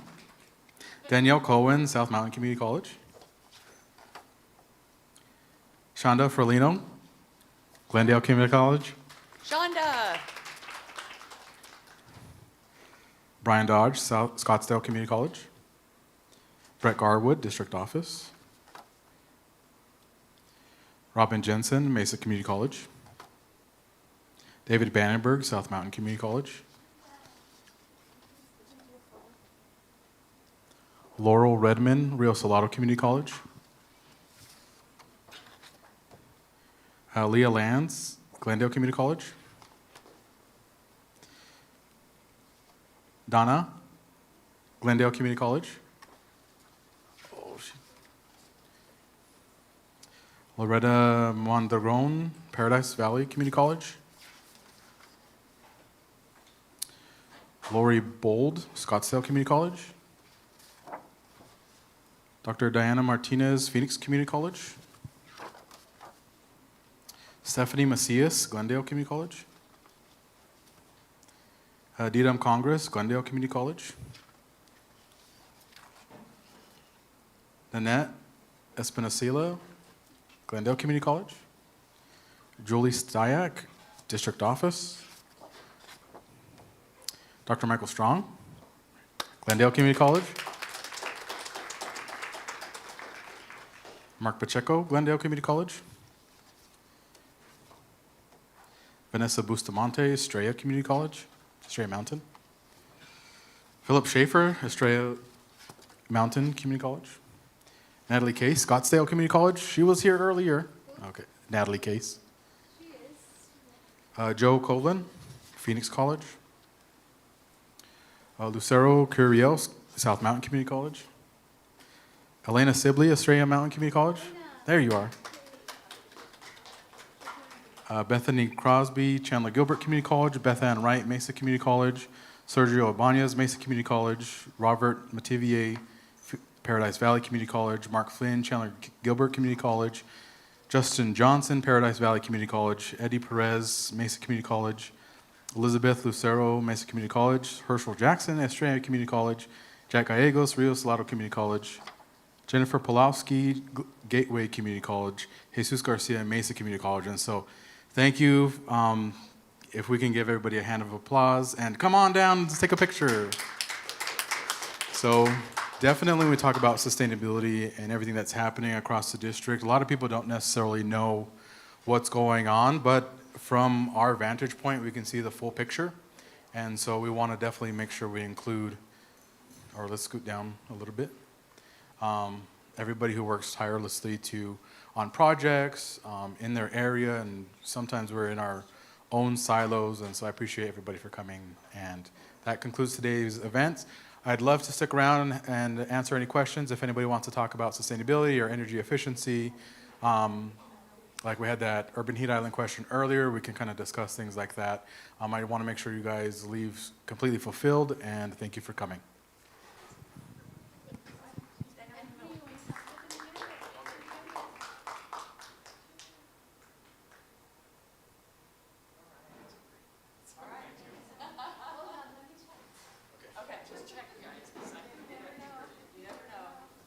Thanks for staying, Elena.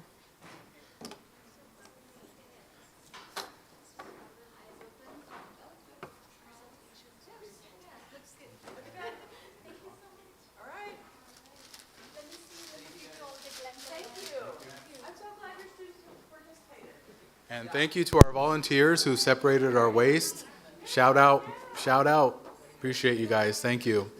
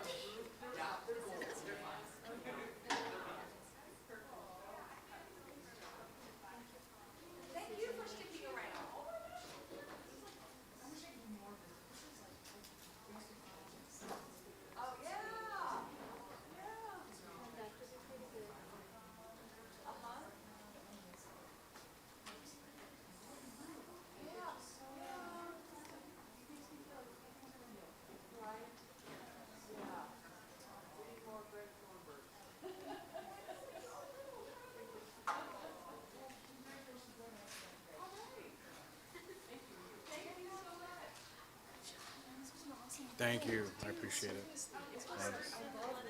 Yeah. You guys did great. Great presentations. Killed it. Yeah. Yeah. Yeah. That was awesome. Thank you.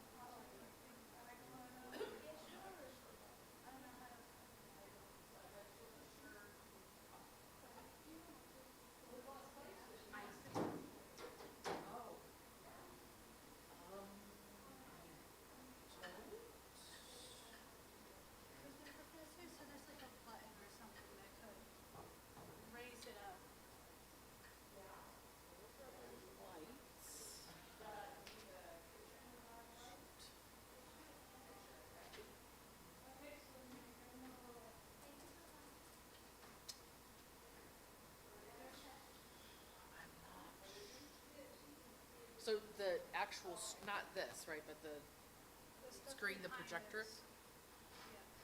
Yeah, the projector itself. Because everything's behind it. Gotcha.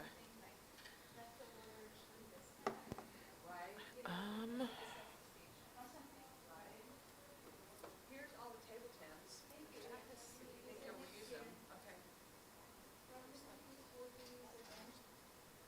This pretty successful, I thought. Do you want all the vendor? I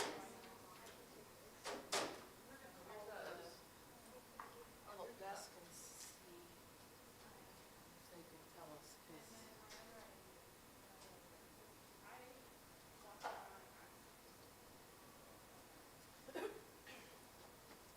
Probably use both of these again. I think that went pretty well. I mean, are we pretty confident we got most of the stuff back? So, yeah. The volunteers really helped. That's my giant sack, which I'm orange. I love my giant sack.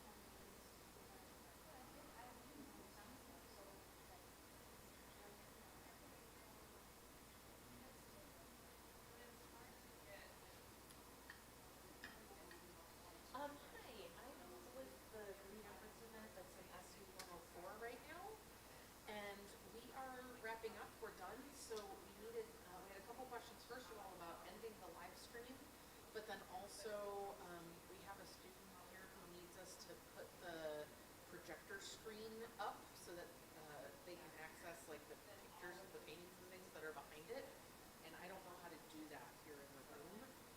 So if you could either tell me how to put that screen up or have someone come over that could do that, that would be very much appreciated. And then I'm not sure what to.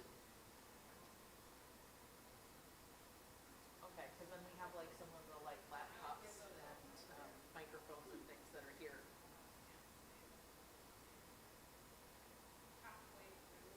Okay, thank you so much. Thank you.